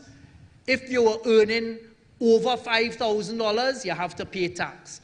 This government took a decision to raise that ceiling to $7,500. 200,000 citizens and workers got the benefit of that, meaning that if you're in that bracket of $7,500 and under, you don't pay tax, so you get more money in your pocket. So these are the things that we do as a responsible government. Another area I stand here tonight to say that as Prime Minister I intend for the government to focus on is the area of customer service in the public service. Customer service in the public service is going to get focus. Because you see, all of our citizens who need to go into a government office and you need to line up and you need to ask for your birth certificate, or you need to pay a bill, or you need to get a grant, or you need to get access to disability grants, or you need to go and register for your pension, we, as the next government, are going to focus heavily on customer service. We must allow our citizens, when you walk in, you get treated with kindness, you get treated with respect, you get treated with a more helpful attitude. We must change the culture that it is, you can't do that. Okay, well, if I can't do it this way, what is the solution? Tell me how I could do it. And because it's a two-way street, so I'm putting you on notice. We, the citizens, have to treat the public servants with respect, with kindness. Because you know the saying, if you smile, somebody will smile back at you. You treat somebody good, they will treat you well as well. So under the next government, customer service is going to be a big issue. And we've started the digitization. That is going to make it a lot easier. I told Minister Bacchus and his Ministry of Digital Transformation the other day, your incubation period done. You're a new ministry, you're a ministry now. So get ready under me that I want everything achieved. Because then they can't tell you, I lose your file. They can't say, well, I lost the form. They can't ask you, well, what's your name and address? It will all be there. And that ties into the other thing that I said we are going to have, that there seems to be, there's not confusion, you know, mischief about. The Ministry of Implementation and Efficiency is going to happen. It's not going to be a big ministry. So don't let them fool you about why you need another ministry to get things that should be done. I did it. Out of the office of the Prime Minister, the minister in the office of the Prime Minister, that is what Dr. Rowley used, one of the things he used to have me doing. When we needed to get a project done, the minister in the office of the Prime Minister, me, had the ability to go where I needed to go and to get behind the red tape in a legal manner. So when I said that and I saw persons trying to throw shade on it and talk about all kind of concepts taking place in other countries, that's not it. I am standing here and telling the people of Trinidad and Tobago, we will have a Ministry of Implementation and Efficiency with the right minister there, with a small staff, not to change the law, not to change how we operate, but to get things done. Because that is what we need. We cannot afford to lose the opportunities. We are competing with other countries for opportunities.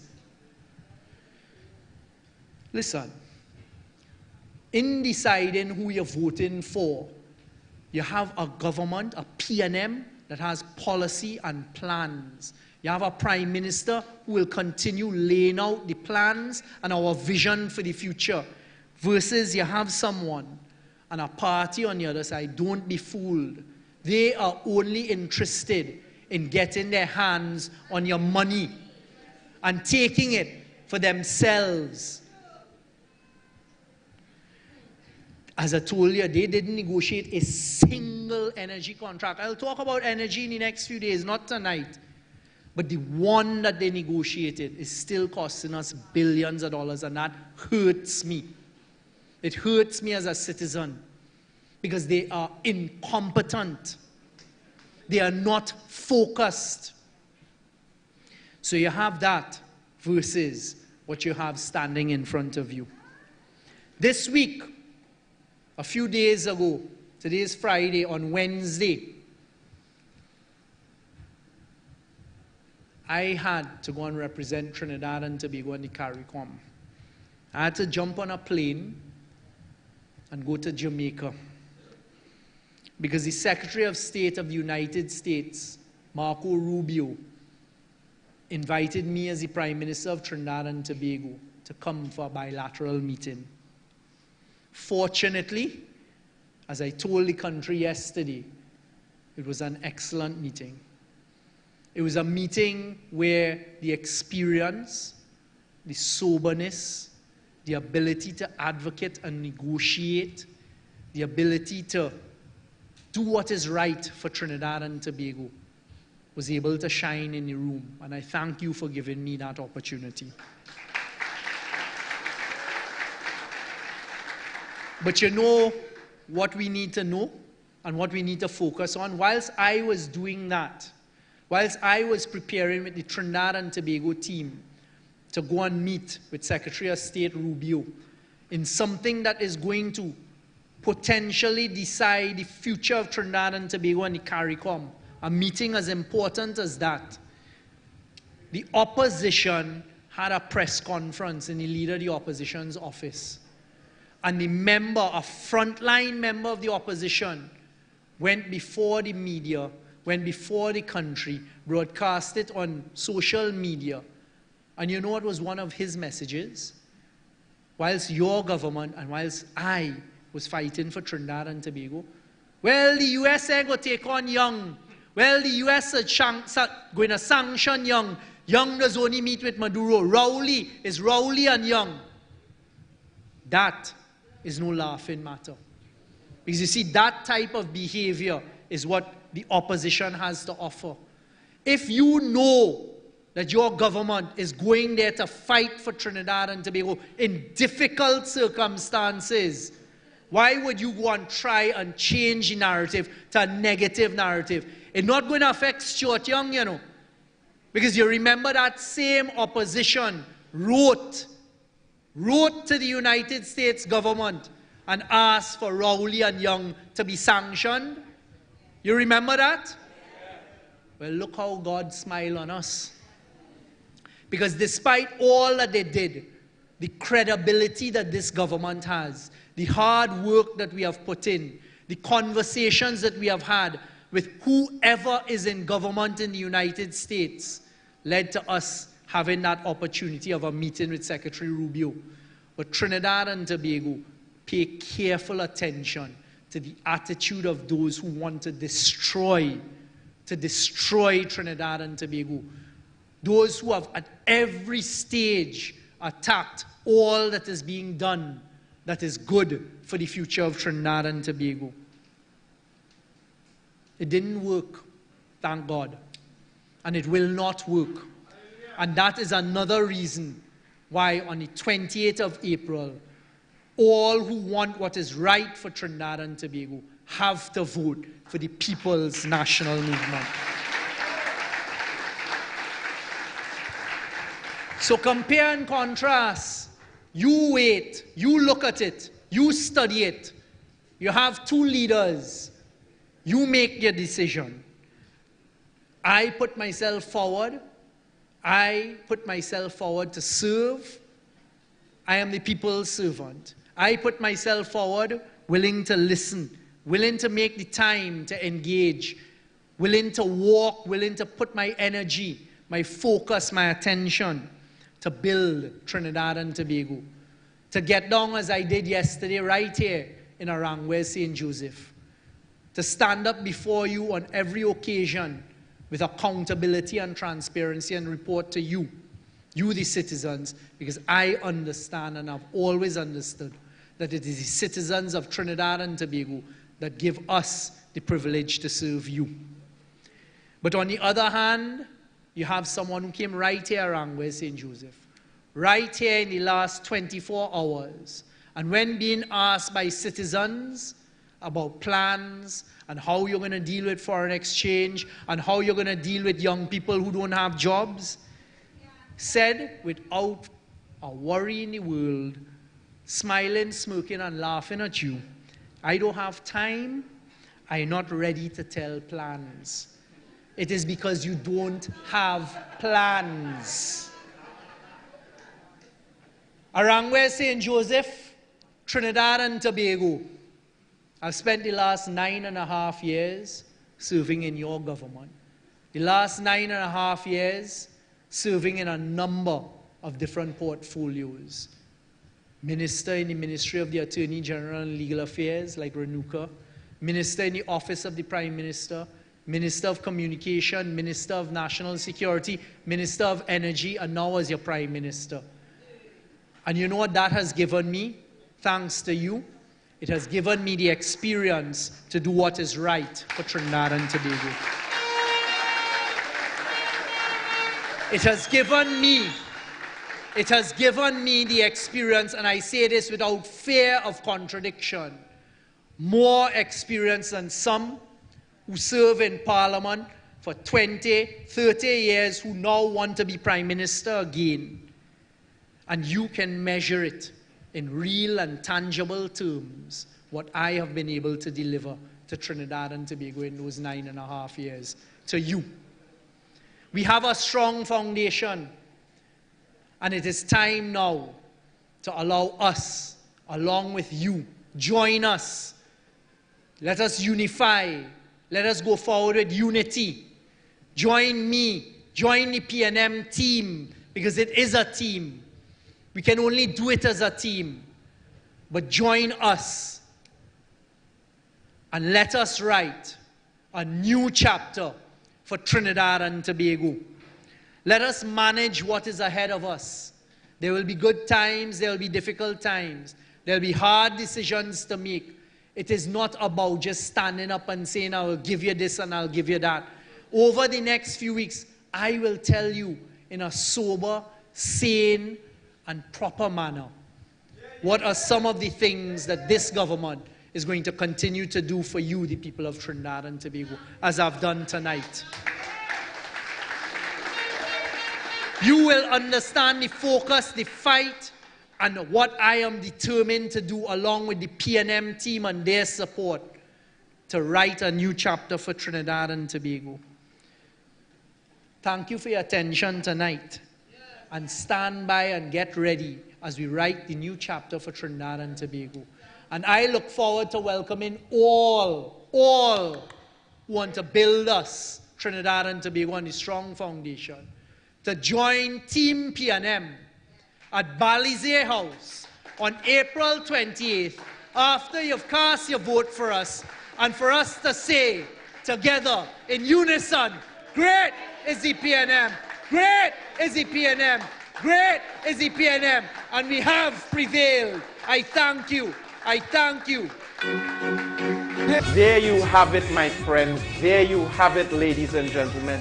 What an amazing, remarkable, and powerful evening of presentations brought to you by the People's National Movement.